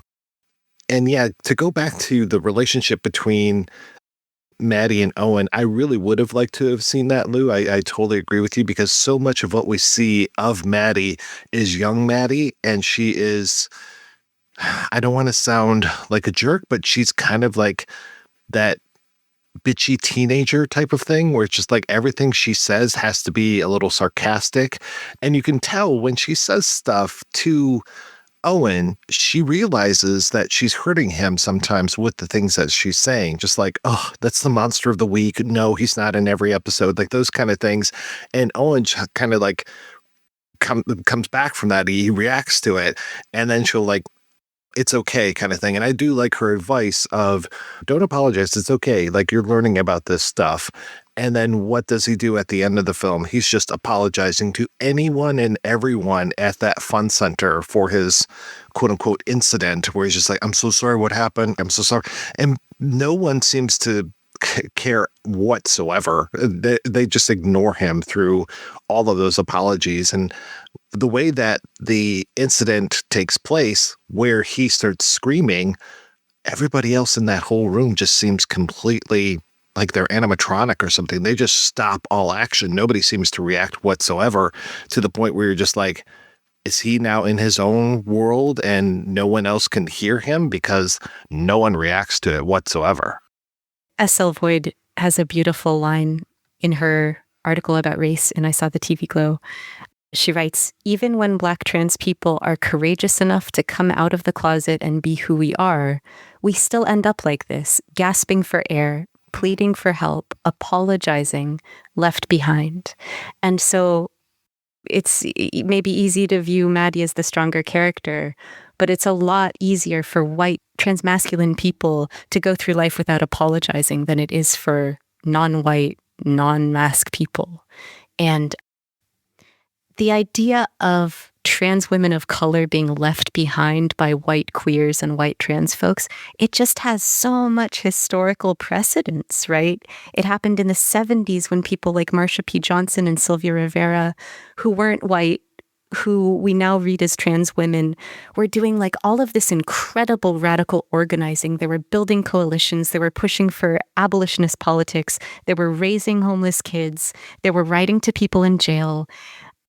And then the movement that they were creating was completely taken over by middle-class, white, gay, queer, and trans people who wanted that middle-class respectability and wanted to shun these poor street queens, essentially, who were also doing sex work, because that didn't fit into the image of middle-class respectability that white folks wanted. And so the people who started the movement for gay and queer and trans liberation were completely abandoned. And I don't like that a film I love this much kind of reiterates that same dynamic. But I do respect it for showing the spikiness that can exist within cinephilic communities, within trans communities, within queer communities, because it's really hard for people who are themselves hurting and marginalized to support each other well. But we need each other for survival, and you really see that push-pull within Maddy, who can't quite stop talking to Owen even after she's verbally kind of beaten him down. And Owen, it takes so much courage to even talk to Maddy, and you see that too. And it's really important that we show the kind of everyday bad feelings that trans folks live with, because then we can talk about their root causes, and then we can talk about the ways that we build community in spite of that hurt and in spite of that spikiness. And I think we need to do that a lot more as humans and as people who make media. And I think another thing this film does really well is really show what the trans theorist Hill Malatino calls a trans art of survival, which is numbness. And that's the flat affect that Owen is using and that Maddy is using and that Casey uses and We're All Going to the World's Fair. Malatino writes that when we are regularly, persistently disoriented within the institutions and social relationships that are necessary for survival, but they fail to recognize us, they fail to interpret us, we don't make sense within them. We protect ourselves by cultivating a kind of numbness to kind of freeze out that antagonism and that misrecognition, to delay or refuse to feel what might be unbearably self-shattering, is how Malatino writes it. And we really see that self-shattering at the end with Owen. But of course, some of us have a lot more disorientation and antagonism to contend with than others. And so some of us have a lot more reason to adopt flatness, to withdraw socially, because that disorientation is not evenly distributed. God, there's a great quote from Daniel Kaluuya, star of Get Out and Judas and the Black Messiah and so many other things. He said, when you're a young Black man, you're not allowed to be emotional. And one of the reasons I act is that people pay me to be emotional. So I think this film it's a way to show us the reasons that Owen is so flat in his affect, but also the risks of that withdrawal. The risk of numbness is that it keeps us from leaving situations that are slowly killing us. It keeps us in dangerous interactions, and it keeps us from being able to protect and protest adequately. Final thing that I wanted to say about this is that the flatness, the lack of kind of emotional vibrancy in the film, it keeps us viewers locked out of being able to interpret characters in the ways that we are used to and the ways that we want to. It keeps us from being able to read the situation and kind of trust the intentions of the characters. I felt that way, especially in We're All Going to the World's Fair with Casey. And so that sense of disorientation that it provokes in us is a way of forcing the viewer into the perspective of a trans kid who feels disoriented and who feels like they are not able to interpret the world because the world is not interpreting them correctly. And it's a way of kind of showing the viewer what it feels like when empathy is withdrawn through misrecognition and the inability to read situations. And it puts the viewer right in a place of anxious alienation. Speaking of things that are said and not said or shown and not shown, when we get, I believe it might be the final time that Owen addresses us, and he talks about how his dad had a stroke and passed away, or had multiple strokes, it sounds like, and passed away. And then he took over the house, Owen did, and we see him throwing away that old television set and getting the new television set. And I love that it's an LG, life's good. And it's this whole like, oh yeah, well, I started my own family and all this. And we don't see that. We don't see his family. And I keep thinking to myself, how can you afford a family on a fun center salary? When your job is dealing with balls, right? Like, he handles balls all the time. He handles balls all day. That's the hell of not being able to transition. Sorry. I always thought that Owen meant with I got a family of my own, that it's not necessarily a family as in humans, but a family as in Maddy has referred to the Pink Opaque being a family. So maybe there's like a different kind of TV show, or like the addiction to media becomes family. Because I do think there is something to be said about, Owen has this one moment when they're sitting on the benches on the football field where Maddy says, hey, I like girls. That, what do you like? And Owen says, oh, I don't know. And jokingly, I think Owen says, oh, I like TV shows. But on a more serious note, Owen says as well, yeah, I feel like someone has dug out all of this inside of me and I don't know what's there and I'm too afraid to look. Like, Owen is obviously a very depressed character, but I think Owen is coping through a sense of hedonism that is related to media consumption.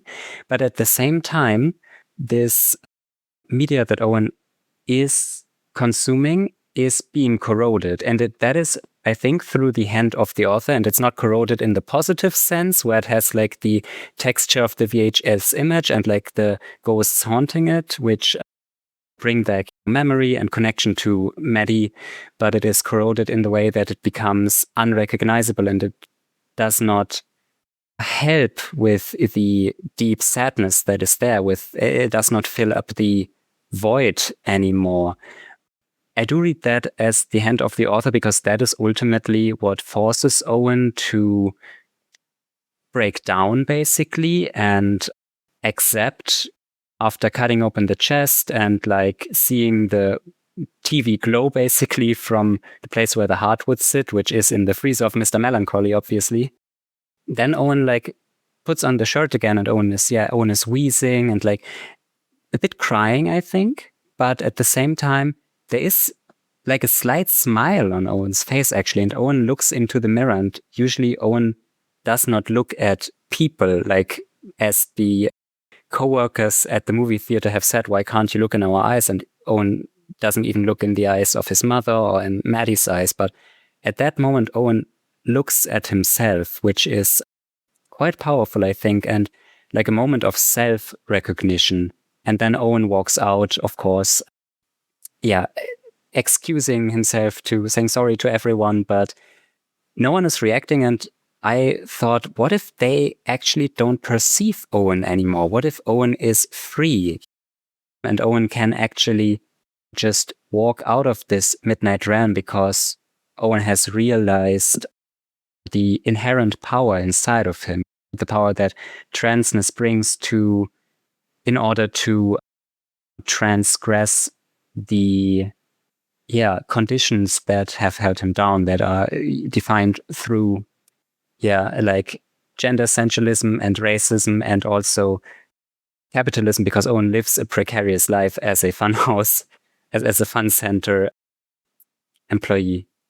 The one thing we didn't talk about is the chalk in front of the house and the chalk messages, and the final one that we get, because we talked about the ghosts, and we see the ghosts, I think, first in the chalk messages. And at the very end of the film, we get one more that says there is still time. And it feels like that is Maddy communicating with Owen, as far as like, it's not too late. It's before the breakdown, which I'm trying to remember. There's a shot inside of the fun center where I want to say it's like, speaking of economics, it's a kid who's like grabbing like tickets or money or something. And at the top, doesn't it say like, you're running out of air? And it's just like, whoa, like it's such a being buried alive type of thing that's going on. But having that as like the little message that shows above the tank, I'm just like, oh, that's kind of scary. Like, you shouldn't say you're running out of air, like in front of these kids here. And you've got the Marco and Polo video game, the Mr. Melancholy video game. But yeah, you're talking about the breakdown and just that, the old man type makeup. I mean, it's not like Dustin Hoffman in Little Big Man or something like that. It's just subtle stuff, except for those lips, and just to see Owen with those super chapped lips that he's got, and it just feels like his whole body is starting to break down. And the idea of him, I don't want to say having courage, but having the wherewithal to cut himself open and to see that static and to confront himself and to confront what actually is inside of himself. Like you said, he says, like, it feels like somebody scooped out my insides. And it's like, yeah, that's totally the case. So I'm just looking, you are dying. It doesn't say you're running out of air. It says you are dying on that case, with the little kid inside of it, where we start where it looks like they're laying in almost in a grave, and then kind of come out of that with the camera. Really nice camera move on that. But yeah, just his whole thing of finally being able to confront what's inside of himself.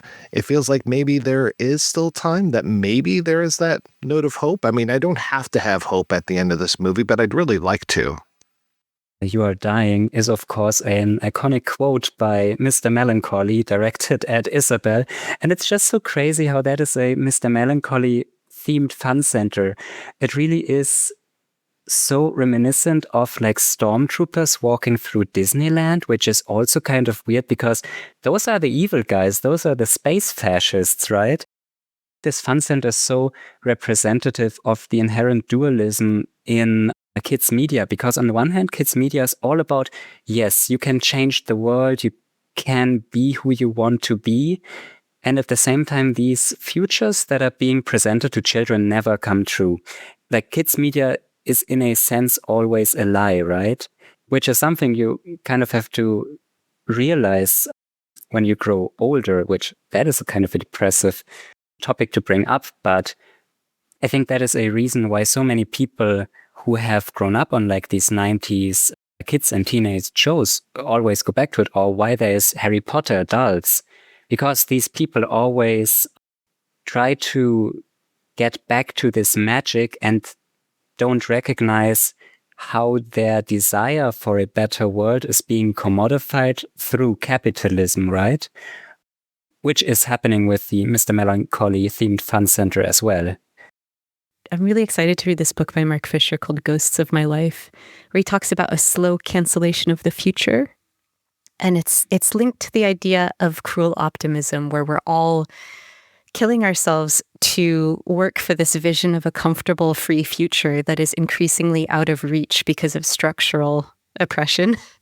And that's why Mark Fisher writes that over the last 30 years, the future has slowly been stolen from us. We're no longer able to imagine a future that's much different from our present, which is why we've become so haunted by what was and what might be. But we've lost the ability to imagine and trust in a brighter tomorrow, essentially. And so we kind of we rest in the comfort of weak nostalgia and sort of fail to make changes that would bring about a better future. But at the same time, we have trans scholars saying that artists have the capacity to create these portals into new futures where trans people might flourish. And Jose Esteban Munoz writes about queerness as futurity, as the future. He writes queerness is a kind of glow that beckons you into a more worthwhile future. We can feel it as the warm illumination of a horizon imbued with potentiality. It's an ideal that we can use to imagine a future that allows us to see and feel beyond the quagmire of the present. And I think that's what the glow from Owen is doing. And that's why it's so heartbreaking that he seals himself back up and apologizes. And it's so painful to access that kind of glow if you have to do so much painful self-excavation to see what's in there. And I think in the script, the little booth that the little boy is inside of is called a glass coffin.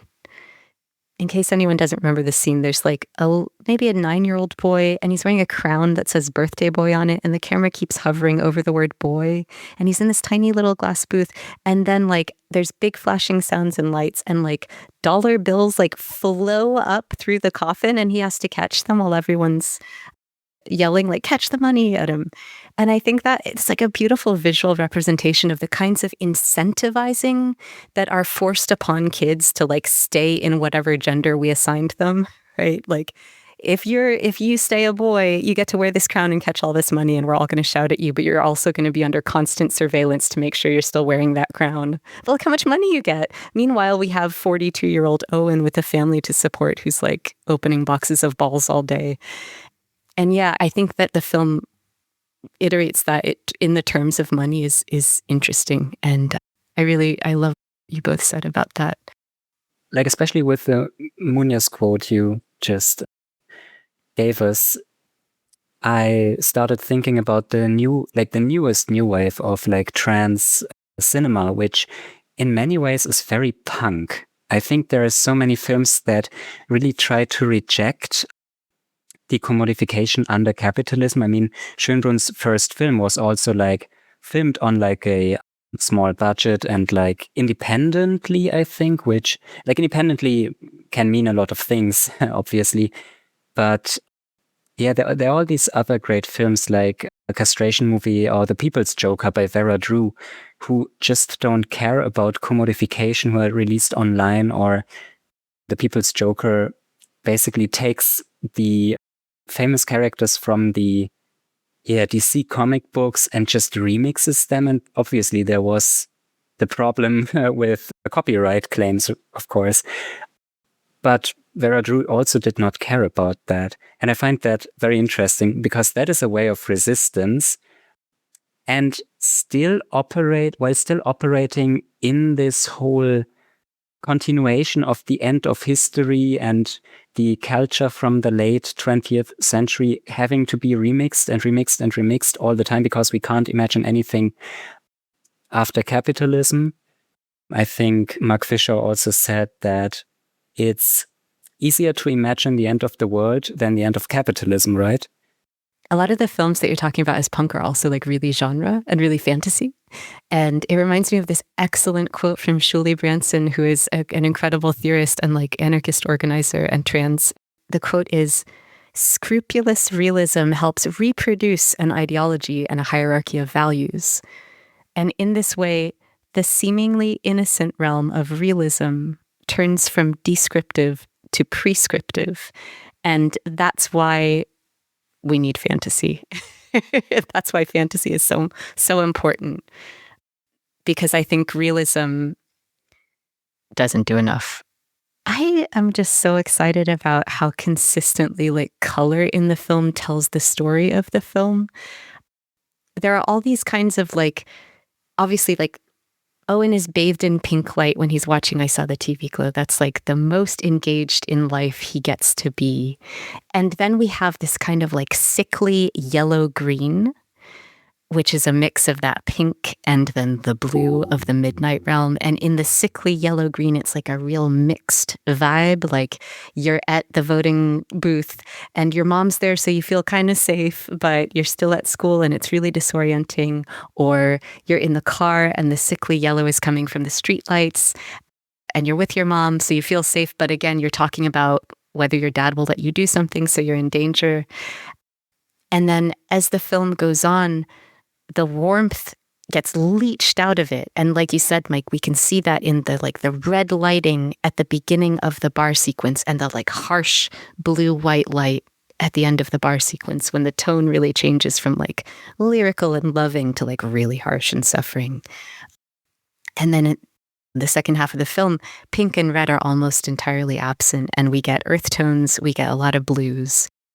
But the time the film does this the most, interestingly, is during the second sleepover, where Maddy and Owen are bathed in the pink light from the screen when they're watching the Pink Opaque. And then we get this like violent cut to this yellow-green light when Maddy and Owen are listening to this like patriarchal, violent dad punishing Maddy's mom upstairs. And then we cut to Owen, who is closer to the fish tank in the basement than Maddy is. So the lighting on Owen is even bluer than it is on Maddy. And we know, because we've seen it so many times, we know that Owen's sleeping bag is pink. But the light from this fish tank makes it look blue, especially after Maddy turns off the overhead light. The fish tank is a fascinating metaphor, right? Because Owen is trapped in a snow globe being watched, and he's having all of these formative conversations with Maddy, like right next to a fish tank that's blue lit. And it really like reiterates that snow globe surveillance vibe. But it also, that light is so blue that it changes the pink of Owen's protective shell from pink to blue. And I love that because it expresses that color is kind of like gender. Like one person's gender demands can be so overpowering that they like snuff yours out a little bit. And I think that's just what childhood is like for a lot of trans kids. And I think like as an exercise in like visual storytelling, this film is unbeatable. It's so good. I find it very interesting how the image is structured, or how the images in these films are created, because oftentimes they are structured in a way that you have like basically a black background or a dark blue background in the case of the fun center. And then you have like all these like elements of neon that are basically consisting of like neon lights poking from the dark and like manifesting. And to me, that always read as the TV glow, basically, like giving structure to the reality that Owen is living, like the fish tank, basically just peeking out of the darkness and kind of being there as a visual metaphor for this entrappedness. And yeah, changing the color of the sleeping bag, changing the color of the surroundings. A different aspect that I wanted to put for a discussion is Mr. Melancholy as the monster. Because as people interested in horror film and who have like a critical view on horror films as well, the monster representing the abject is obviously something that can't always be hated, or something that is...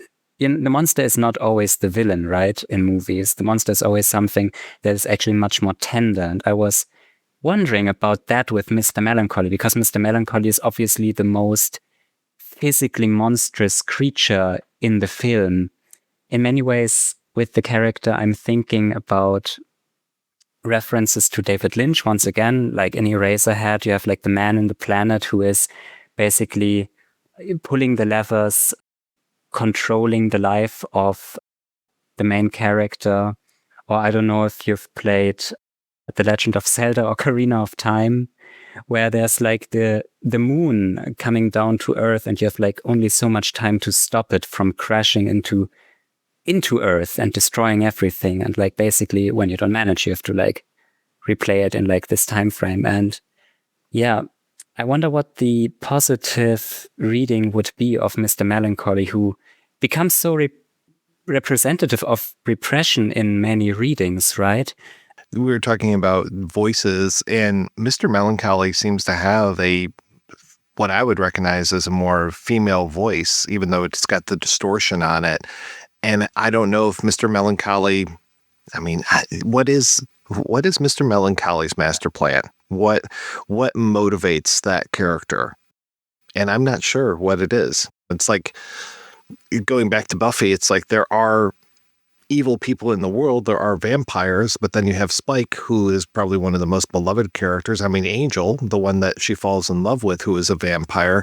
So it's like, okay, there are good and bad. I don't want to say both sides, but it's just like, okay, like what is the idea of this Hellmouth, and is it just Satan that we need to worry about, or what is the overall motivation? What makes Mr. Melancholy tick? We don't really get that as far as I see. I think he just wants to cut out the hearts of all trans people so they don't feel anything or have any memories. But in terms of like beyond that, we're living in that reality already. I don't know. It's interesting. I love the idea of a redemptive like fanfic for Mr. Melancholy. The person behind the beautiful CGI of Mr. Melancholy's face is also the person who plays Maddy's snarky, hot goth friend in the first sleepover. And also, yeah, Amanda, and also Marco or Polo, one of the two, and also the clown. There's a clown who like dances at some point. That was just a FYI. I quite like. I think they're really great. I love the androgyny and the kind of creepy, glitchy movements of Mr. Melancholy. Thinking of monstrosity in the film, I think about it every time I watch it because of like one of the opening shots is like shaky handheld footage following Owen into the woods, but it's not clear immediately whether Owen is the victim or the monster. If you just look at that shot, he could be either. It could be like a giallo, like it's kind of a threatening, frightening shot. It's the only time you're afraid of Owen, and it's right at the beginning. I don't know if that's a reference to the fact that Owen is someone that dominant white cis society wants to exclude an other as if they're monstrous or what, but it's just kind of a nice like flipping of horror conventions. And it reminds me of a question that I got asked recently and wish I could have answered well, but I wasn't super prepared. But it was a question about like why trans people love horror so much. And I think like the simple answer is like, because these genres are about physical transformations in an intolerant world that like recoils and betrays you.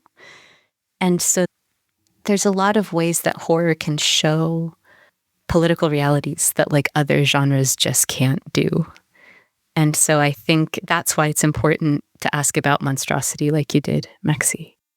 I mean, horror also works on the body uniquely, really, or in a unique way. I mean, there are other genres that work with bodily reactions, like the comedy or the melodrama, like very Linda Williams body genres. But in horror, it is so much different because it can affect the body in many different ways and in many different areas.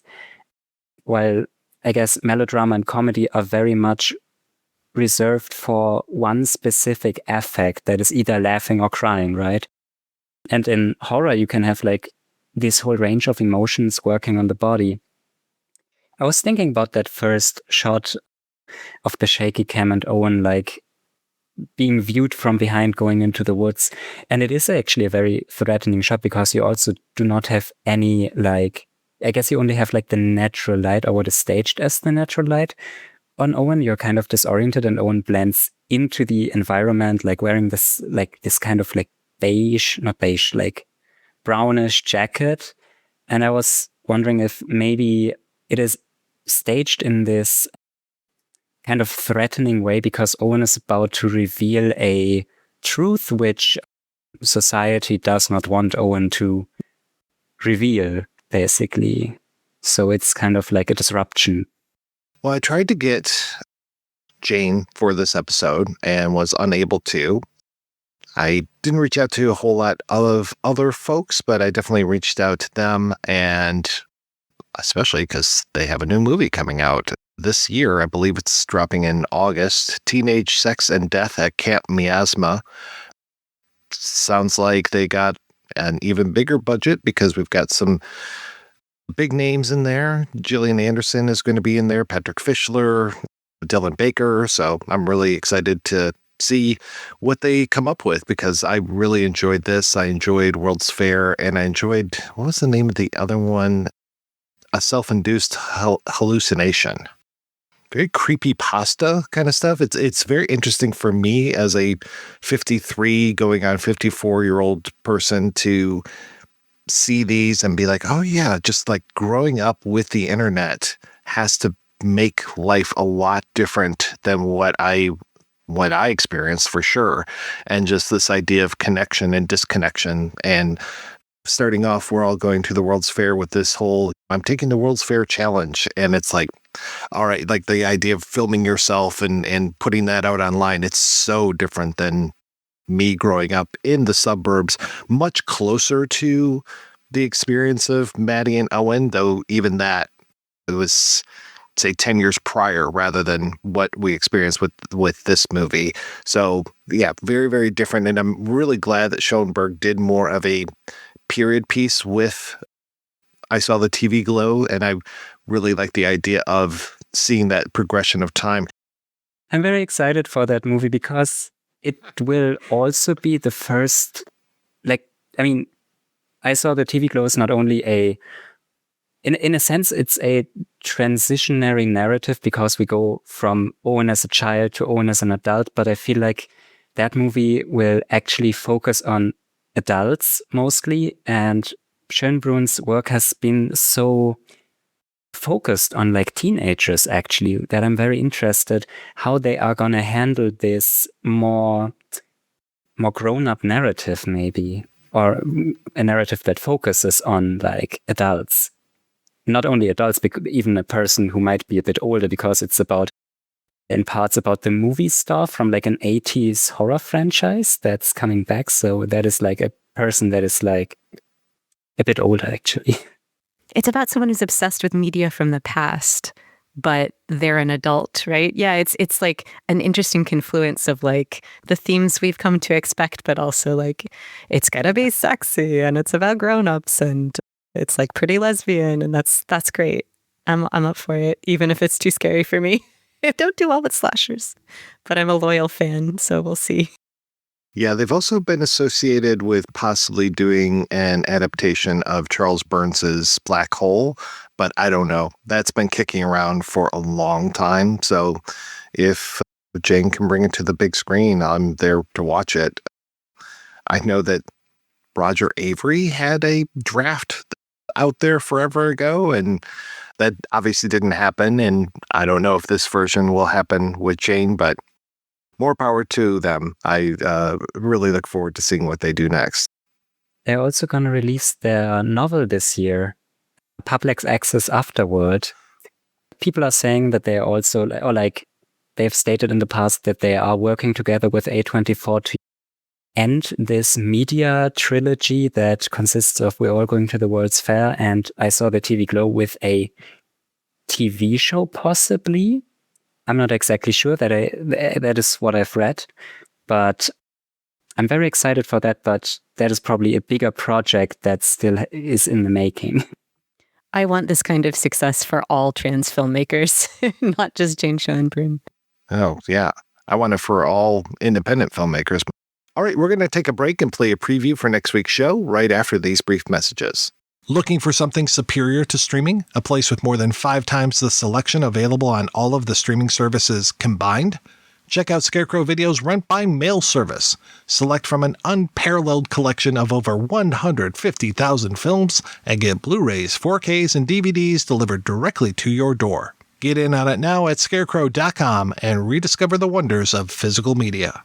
Good morning, New York, and a happy Friday to all you survivors out there. I will be broadcasting live as we approach the end of the world. They say we got 3 days left before Mother Nature turns on us, ending our stay on planet Earth once and for all. I found a roll of film. One last project? My swan song. Are you a photographer? Tried to be. What happened? Civility is hard to maintain in times like these. I'm just gonna spend the next 3 days coming to terms with what my purpose was. What's that? You keep him numb until it's over. Ooh. I got anything you need that a doctor prescribes. I was wondering if you could possibly help me out with something. There might be a way out of this mess. Don't worry about my big brother. I take care of him, he doesn't take care of me. Nick's gone. They broke in and took him. They said they're gonna come back for the money. They expect me to pay now. Who is Nick involved with? If you give these guys trouble, you'll stop at nothing until I see you dead. Go home. Be with your family. Ken, what the hell is going on? They followed you. They are coming right now. You've been a real thorn in my side these past few days. I have to find him. If you won't help me, I'll do it myself.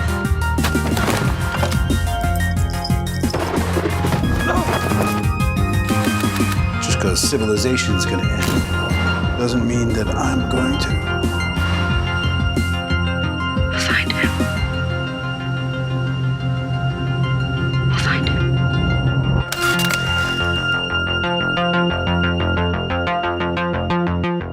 That's right. We'll be back next week with a look at Exposure 36. Until then, I want to thank my co-hosts, Lou and Maxie. So, Maxie, what keeps you busy? I'm currently not only working as a press agent for a film distribution company here in Berlin, but also with the Festival of Animation Berlin. It's my 3rd year as a program organizer, and that is basically what I'm keeping up with this year, trying to create a good program, not only films, but also the framing program, trying to invite interesting professionals to give talks, to give workshops and masterclasses. But also through the festival, I will be visiting our partner festival in Prague, the Prague Film Festival, and participate as a judge in the Anirama pitch, which is a student pitch for animated movies. And I'm very excited to do that again as last year. Other than that, I'm trying to concoct an essay on the new film by Ulrike Oettinger, which just premiered at Berlin International Film Festival. It's called The Blood Countess, and it was a revelation. It's beautiful, and blood cinema is one of my passions. So I really wanna do something on that. I've been wanting to cover one of their films forever. I really like Freak Orlando and would love to do an episode about that. Been trying to get an interview with them for the longest time. Still no luck there, but maybe one of these days. I love that they're still making films. Yeah, and The Blood has been in the works since the 90s. I had the feeling when I watched it that many people in the audience who were not native German speakers did not find it as funny as I did because the language is very important. And there are a lot of like just word plays in there that do not necessarily make sense, but work on a rhythmic level. And I think that's just so masterfully done, which actually a lot of radical in quotation marks German cinema does right now. There was last year a great adaptation of Richard III by Burhan Kurbani, which is called No Beast So Fierce, and it's set in like the migrant underground of Berlin, and it's such a great genre film, but also translates Richard III into like modern German language with slang, and it's like so cool. I wish I could watch The Blood Countess in German. It stars Isabel and Tara, my queen, love of my life. I'm so jealous, Maxi. I can't wait to read what you write about it. Well, maybe if I get a chance to see Blood Countess, I'll ask you to come back and you can explain the jokes to me. And Lou, what are you up to these days? 2026 is like starting to slow down, which I'm so excited about. But I am going to be presenting a talk at a conference called Art That Moves. And the conference is in London and Brighton. And my talk is called How is a Film Festival Like a Trans Bar? So we'll see what that ends up being. And I'm also writing a couple of playlists for a film initiative at the University of St. Andrews. I'm also thinking a lot about a queer Colombian essay film called Ángel 69, and I might get to write about that this year as well. We will see. And that's about it. Well, thank you again, folks, for being on the show. Thanks to everybody for listening. Do you want to support physical media and get great movies in the mail? Head over to scarecrow.com and try Scarecrow Video's incredible rent-by-mail service, the largest publicly accessible collection in the world. You'll find films there entirely unavailable elsewhere. Get what you want when you want it without the scrolling. And of course, they have I Saw the TV Glow. If you want to hear more of me shooting off my mouth, check out some of the other shows that I work on. They are all available at WeedingWayMedia.com. Thanks especially to our Patreon community. If you want to join the community, visit patreon.com/projection booth. Every donation we get helps the projection booth take over the world.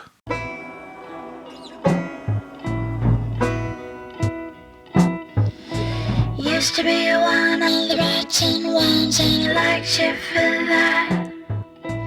Used to be one of the rotten ones, and I liked you for that. Used to be one of the rotten ones, and I liked you for that. Now you're all gone, got your makeup on, and you're not coming back. Can't you come back? Used to be one of the rotten ones, and I liked you for that. Used to be one of the rotten ones, and I liked you for that. Used to be one of the rotten ones, and I liked you for that.